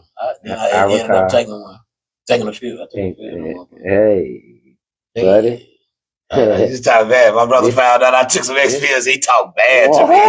That nigga talked. Boy, that nigga talked bad to me. And I ain't talking about nothing recent. This year ago. What? This nigga talked bad to me. No, not a joke, bro. I used to talk bad about this shit, bro.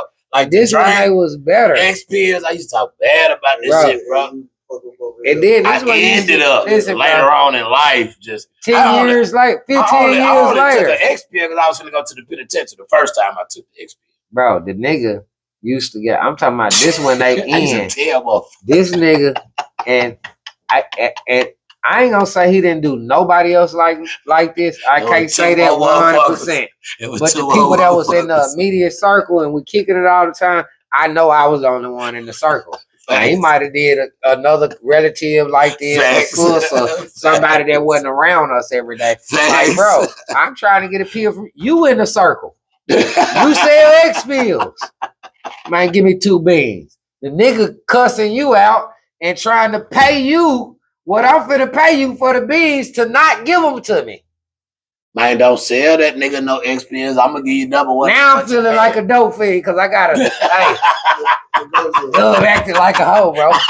Meet me over here. I swear.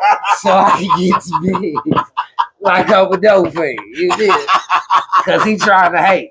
Knocking them all on the ground and shit. I swear. He bullshit. I'm fresh out. This is the only drug I can take. You know what I'm saying? With sister for 2-3 days. This nigga bullshit. I ain't smoking no weed or nothing. He bullshit. Hey, bro. Because at first, bro. Hey, man, them niggas get on the pills, get emotional, man.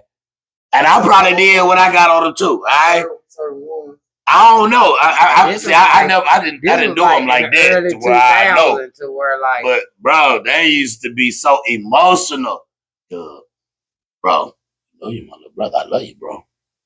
Oh shit, I love you too, bro. I already know. But then, at first, I ain't know what was going on. Part of it was because of the pills. You gotta think, bro. I'm just getting out the joint.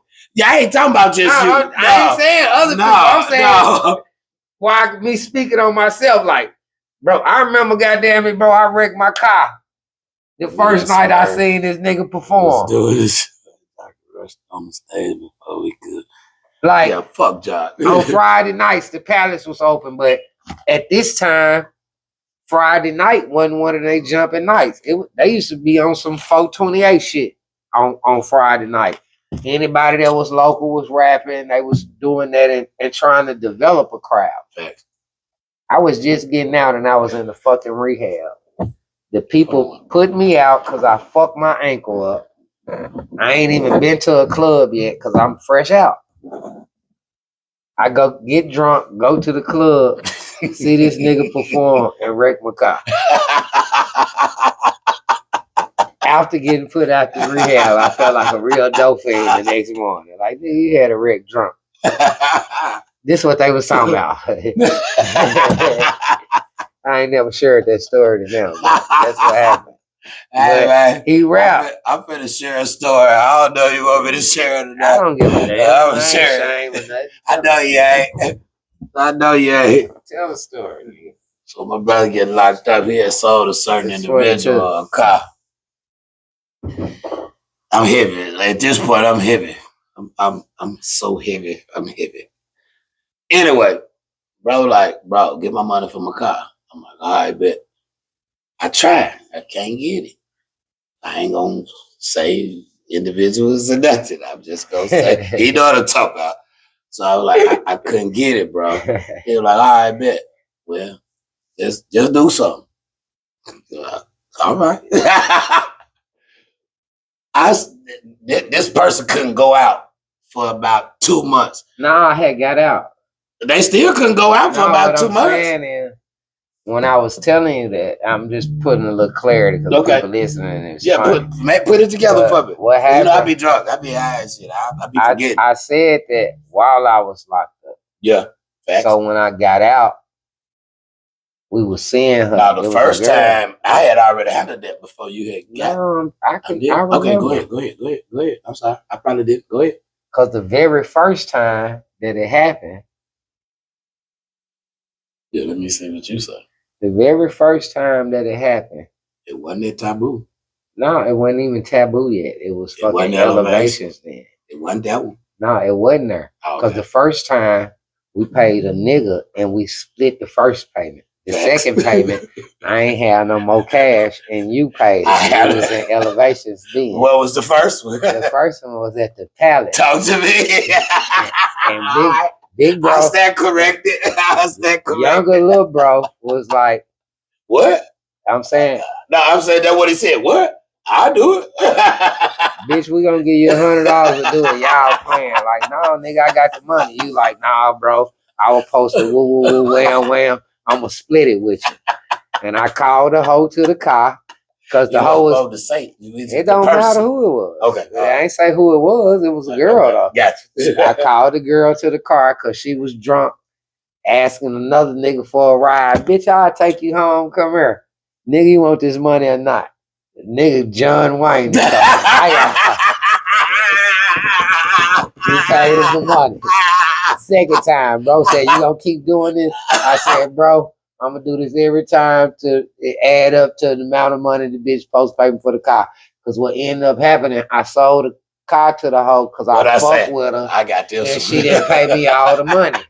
So when I ended up getting locked up, she made 1 or 2 payments to my baby mama.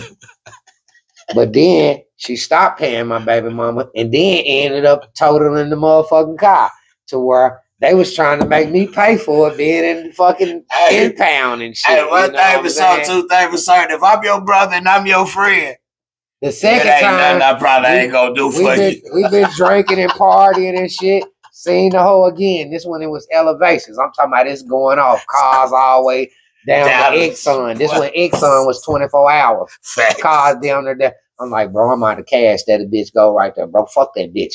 I owe you anyway. I'm gonna pay it. I say, look, I'm gonna say. No, don't say the person name. Don't say the person. I'm not gonna say the. I can say the person. I mean, you can, but don't do it. Oh, okay. Yeah, don't I'm do not. it. Don't do it. I asked one girl, 2 of the big homies, shout out. If they listening, they know what it is. So they they gangsters, but they on their grown woman shit. Facts. So I'm not gonna say that because what bro said made sense. They on their grown woman shit. But they gangsters too. You feel? Facts. So one of them was like, nah, bro, I got to do this. And she the other one was like, bitch, I do it. I got to pay my phone bill tomorrow. And what they say, y'all got the niggas? Hold on. Y'all got the niggas if it's a smoke? Hell yeah. Facts. She said, hold on, bro. Y'all show me who the girl is because I might know her. I said, well, while walking to her, because we wasn't there yet, I said, you know the bitch, but you don't fuck with her. We walked to her, and when we seen her, I said, that's her right there.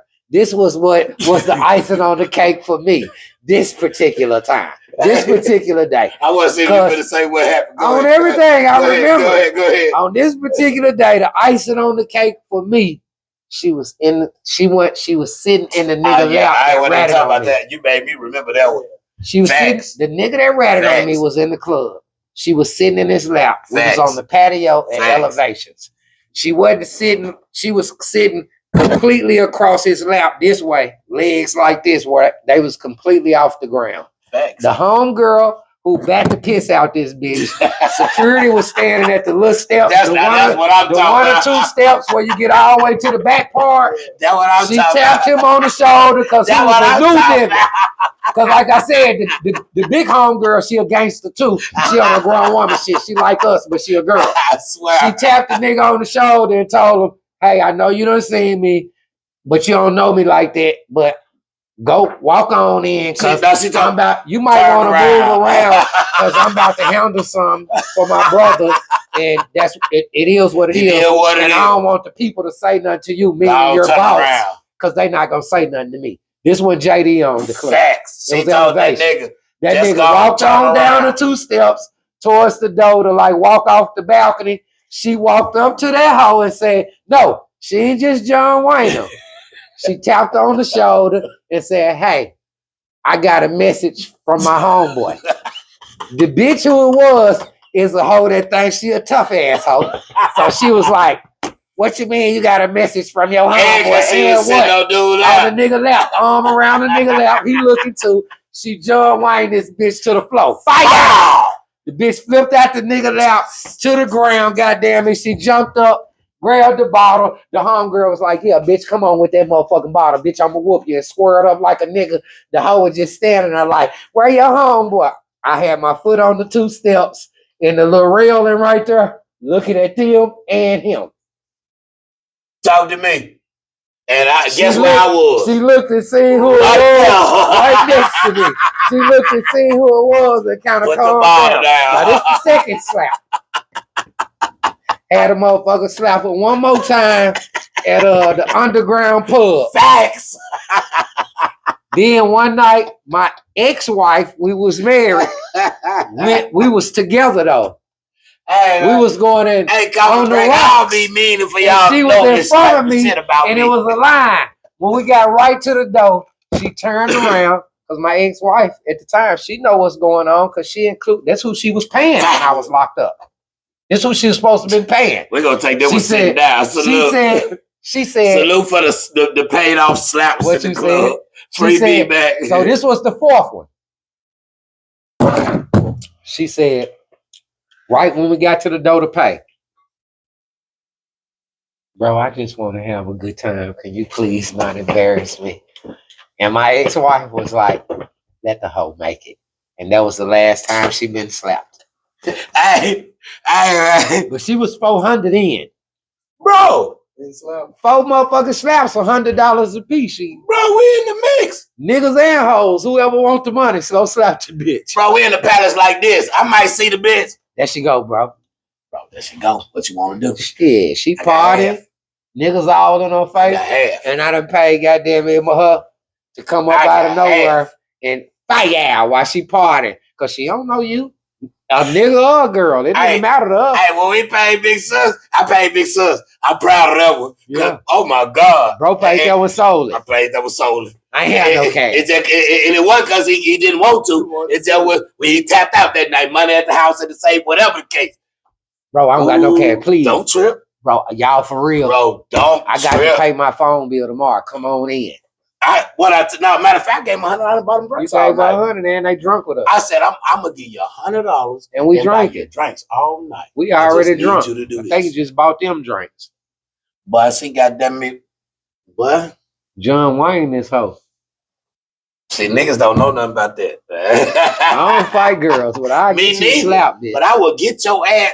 Bro, I'm about embarrassed. I don't fight girls at all. I get you in bed. But I got 3 homegirls right now at 44 years old. That are still, because I ain't gonna call them out on no bullshit. No, not on no bullshit. But if it's serious, boy, they'll beat you up. Beat your motherfucking ass behind me.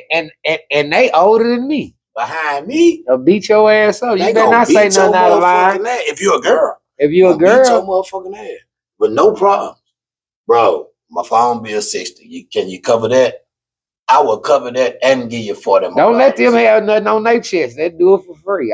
Ooh, this nigga done made me mad. Bro, I'm trying to tell you, bro. I need to whoop. Where's the hoe at? And excuse me, coffee break is not calling hits. Excuse me. Not like that. Well, it's not calling hits. This is the past. We talking about the past. Oh, shit. I know I might have said some shit about I said right now. I was front. No, I said elevation. Ain't been elevations in 20 years. 20 years, yeah, right? It's been 9 since then. Hey, salute to Seth. I just want to give her a shout out. Just one time.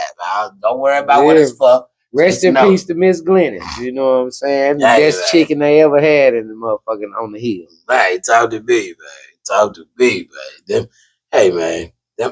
Bro, I'm talking about literally. Hey, man. Say, man. Hey, man. Say, it was man. The time, man. It was literally the time. Man, we got 8 minutes to 9, man. You want to sign on off? What you want to do? We'll do the 8 minutes and then we'll get on there. Yeah, man. What's up, goddamn it? Kathy, what's happening? What's up, Crystal Cat? Yeah, what's happening, baller? Big Bruce, what it do? Talk to me. You know what Bruce is, don't you? Come on, man. All right. Come on, man. Me and my ex-wife, we had kind of kicked it, went out to, I think, was it Hot Springs, bro? Might have been Hot Springs. Yeah, went to Hot Springs and kind of. Hey, we grown men, and he, you know what I'm saying? None of us gangbangs, but I just want to say this: if he's still on her, you know, in my opinion, you know, like they give you an honorary master's degree when you reach a certain accolade in life, and you'll say, you know, Bruce honorary A-ball. You know, his big homie John Barrett, but that's my motherfucking partner, man. That been my partner. He is honorary A-ball. Come on, man. Like when I was going Henderson. Yeah. Like Henderson is my first experience, kind of like with everything. Because you meet, you know, in junior high, that's when you get a full opportunity to meet people from different places. Because elementary, I had met LeBaron over the phone. He was still in juvenile. I met LeBaron over the phone in juvenile at Bone House. It was me, you, and Bone at Bone House. You remember that? Mm-hmm. I met him over the phone. And you were like, yeah, man, that's my little brother, gonna be going to school together.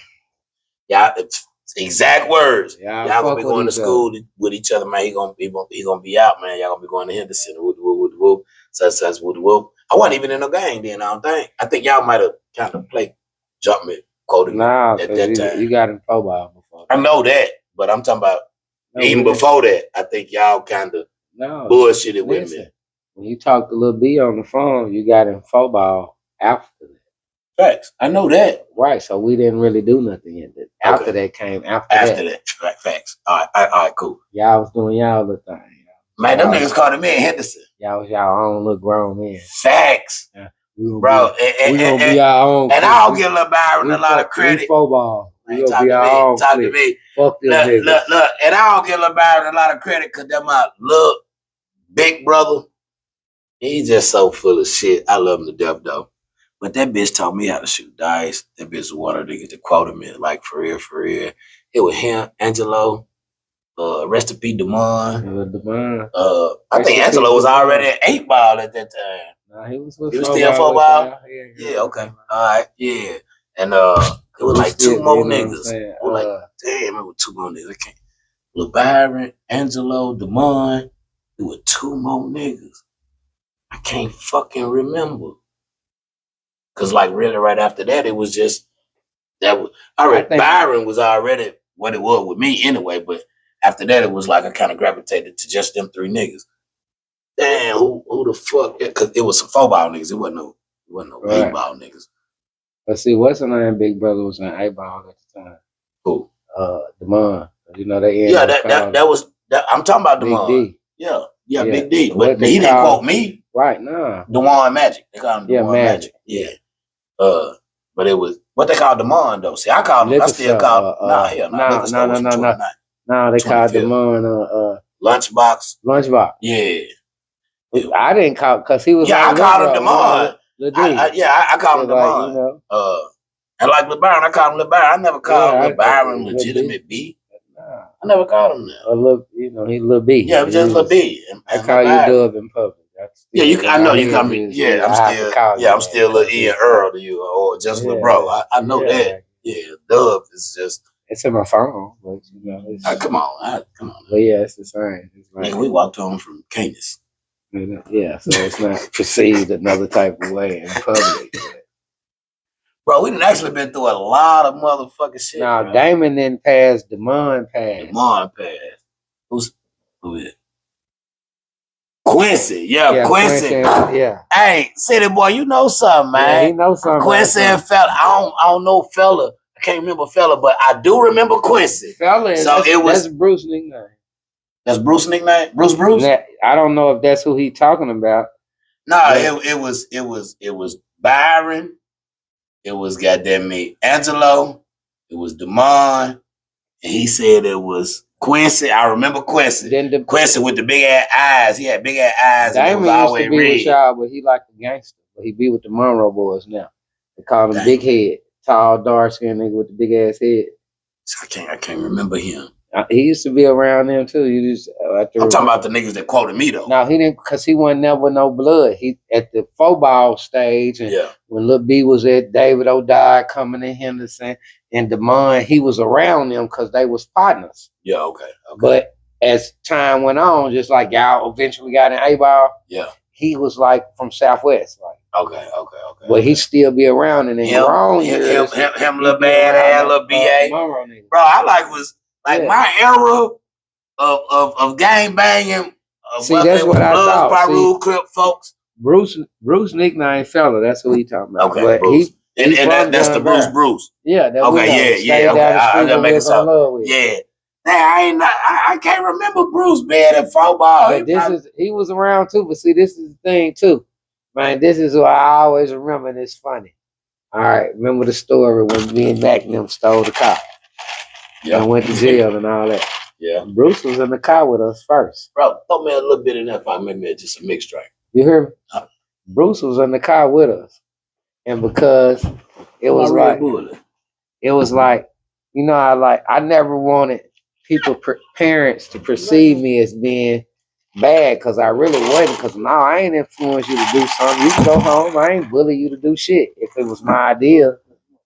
But I had made him get out the car with us, and not made him like, nigga, get out the car or else, but just on, all right, but just heavy hand motherfucker. And my little brother, man, celebrity. Yeah, nigga, I ain't forgot Larry. That's Tall saying Larry. And Tall tell you, Bruce was in the car with us that night, wasn't he, Tall? And it wasn't that I made him like, you know, people take words and I know what you're saying. Yeah, just like, bro, your mama and them gonna be tripping. Like, they know we was together, and I don't want them to be like, because, you know, everybody, parents, want to blame the other kid. Bro, like many a night you been like, no, dude, we're going to drop you out. Especially now, if your mama didn't know you was with me, I don't give a damn what you did. But if I came to your house and we left together, I don't care if I'm fucking up. Because, Pam going to beat my ass whenever I make it to the house. But if your mama know you left with me, I'm trying to make you go home because I don't want your mama blaming me for whatever we decided to do. You see what I'm saying? And I just was like that as a kid.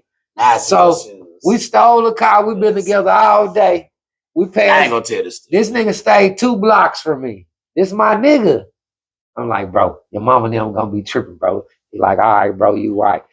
We got him out the car.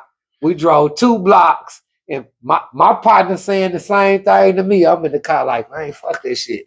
And I'm laying down just in case my mama walking outside, she don't accidentally see me in this motherfucker. You remember I ran away when we all stayed with Dale, like a block from Granny House? Yes. See, when you black, you don't run away from home. If you got, listen, this is the thing.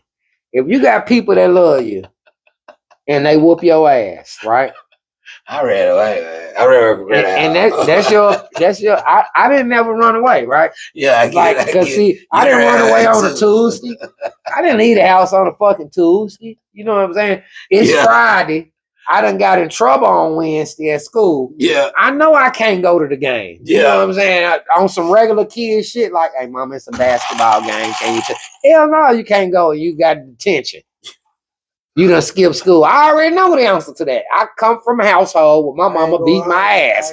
So now, come Friday, I'm just not going home after school, right? So I can go. So now I'm gonna stay at school and go to the game.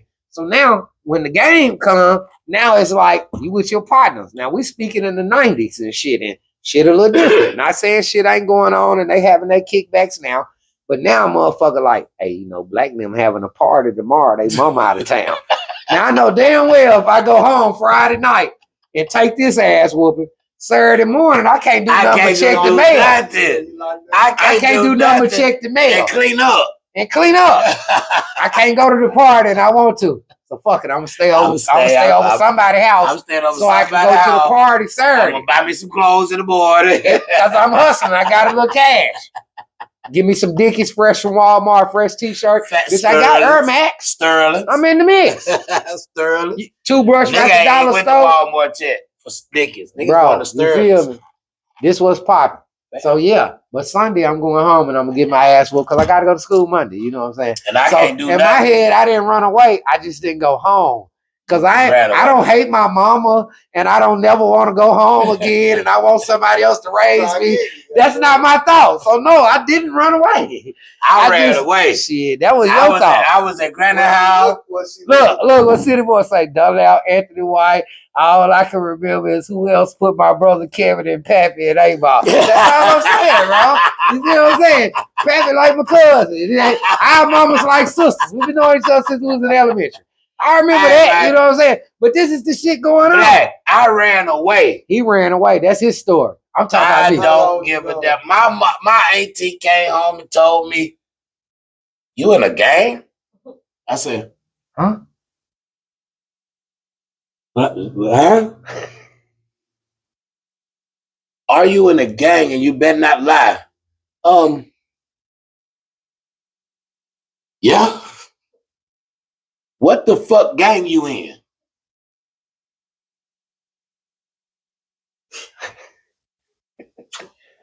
Hey, Ball. What? 8 Ball. What else you said after that?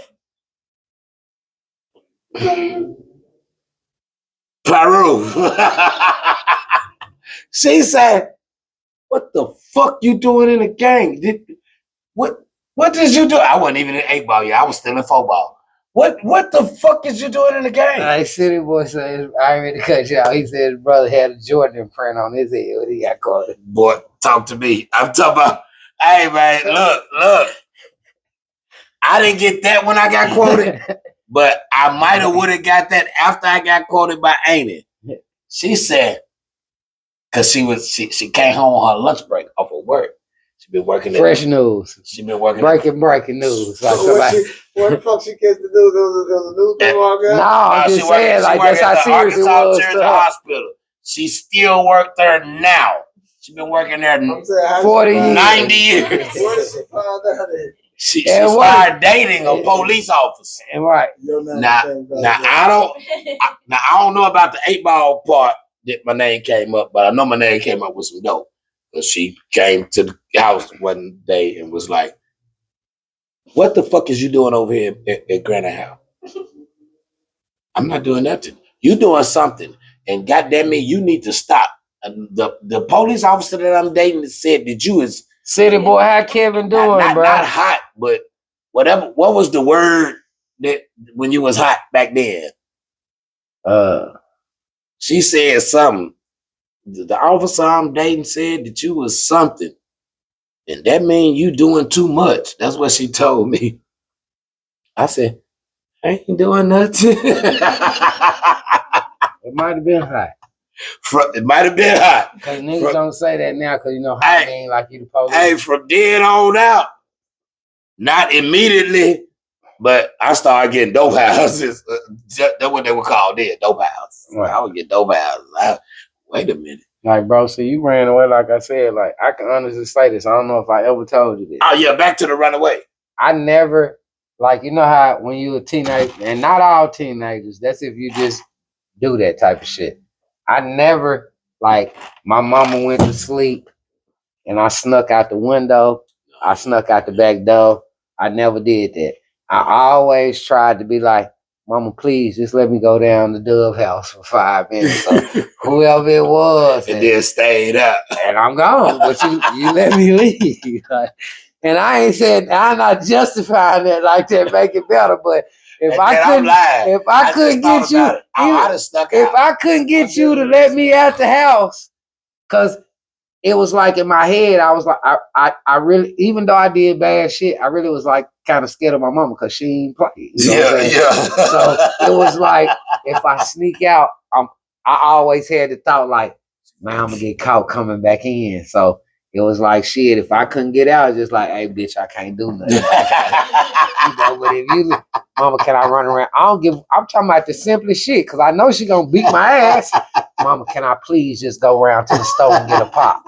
You go to that store and get a pop and bring your ass right back. It's gonna be Sunday. You left Thursday. but she let me.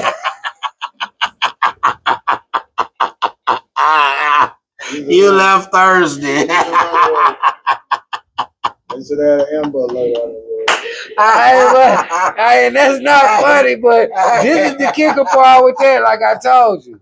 See, we just grew up and we was financially struggling. That's my truth.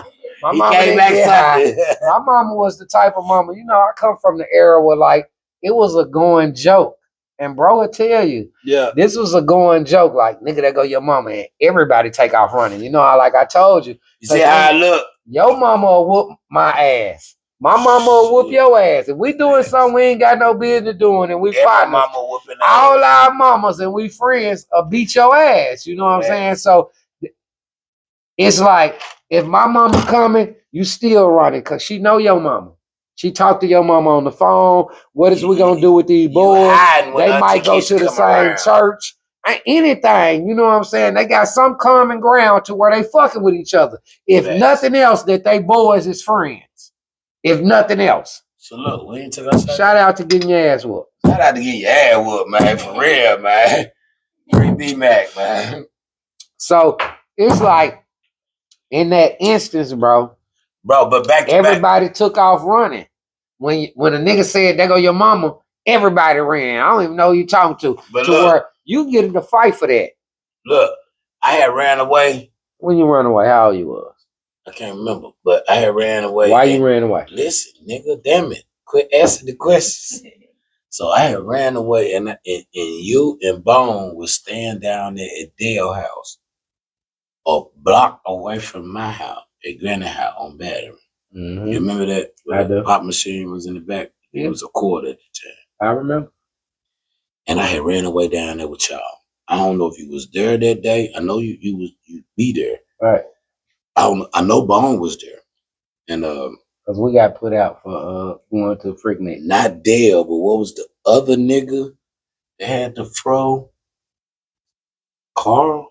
Yeah, Carl. That was actually Bone home because he wasn't from the bar. He wasn't from the bar, but that was my homeboy too. Yeah, he was our homeboy. Yeah. But we met him through Bone. That's why I've been I met Carl through Bone. I knew Carl. Right. Yeah, because his uncle stayed at that house and the pop machine was behind his house. He actually older than us right now. Babyface nigga ain't got no. Yeah, that was behind the alley. It was a car. He older than us. Babyface nigga. He ain't never had no hair on his face or nothing. I just seen him about a week ago. I remember I cut his hair. And I told the nigga I cut her. And he was like, you cut her? I need to fade. I'm finna go fold this bitch. And I was like, all right, bet. And I was bullshit. Because he stayed with me and my grandma too.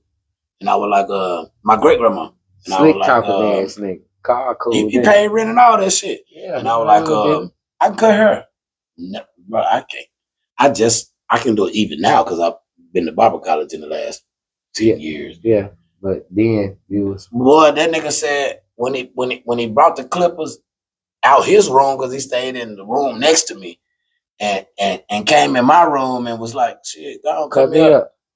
I was like, bro, I can't cut. He was like, bro, I got the guards on. You can't fuck up. I was like, bro, Carl stayed with us. 15. Come on. Bro, I can't cut no hair. You fucked him up.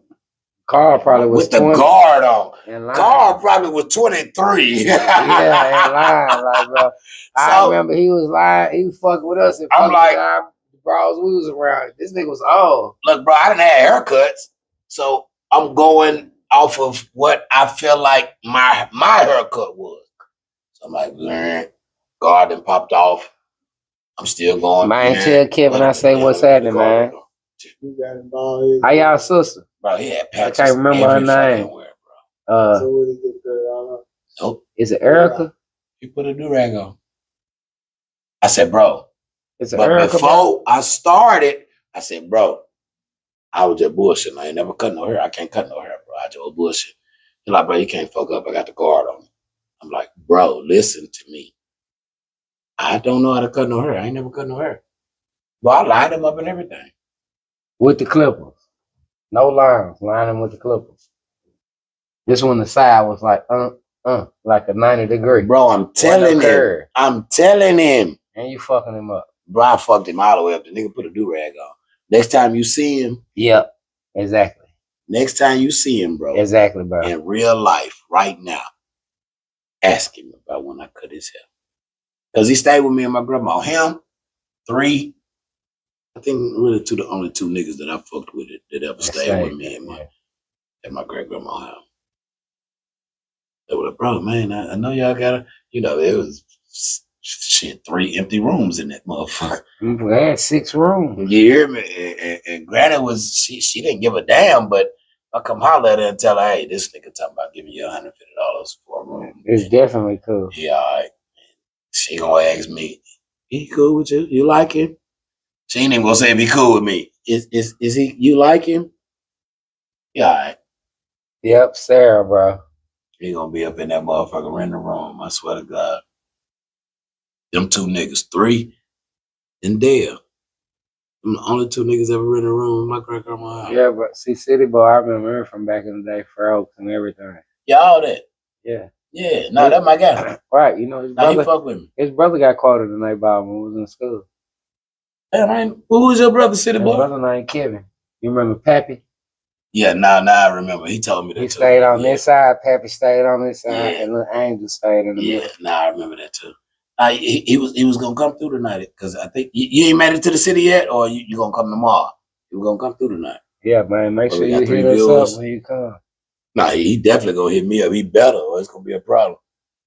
3 viewers, 2 viewers, and it's 9:14. Let's get on up out of here. Hey man, we signing off, man. Break, man. Salute. Big bro came through and goddamn me interviewed me for a little second, man. We goddamn me, you know how we do. We interview and then we just go off into, cause we get to drinking and y'all know it's organic, and that's what we like. That's what I like about it. I like that it's organic. And we went into all kind of different subjects tonight, and salute, man. He said he got to go to Kansas in the morning, and he should be here after. Yeah, bro, call bro so we can link up, man, drink a shot, man, and everything, man. For real. We finna get out of here, I'm man. I'm gonna tell you to pull up at the crib.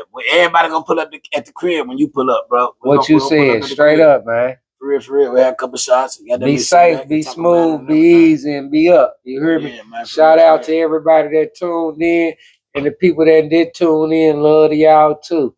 We out of here. Salute to everybody else that's in here, too, man. Celebrity, I see you. He gonna come through. Yeah, tell. Already, you too, bro.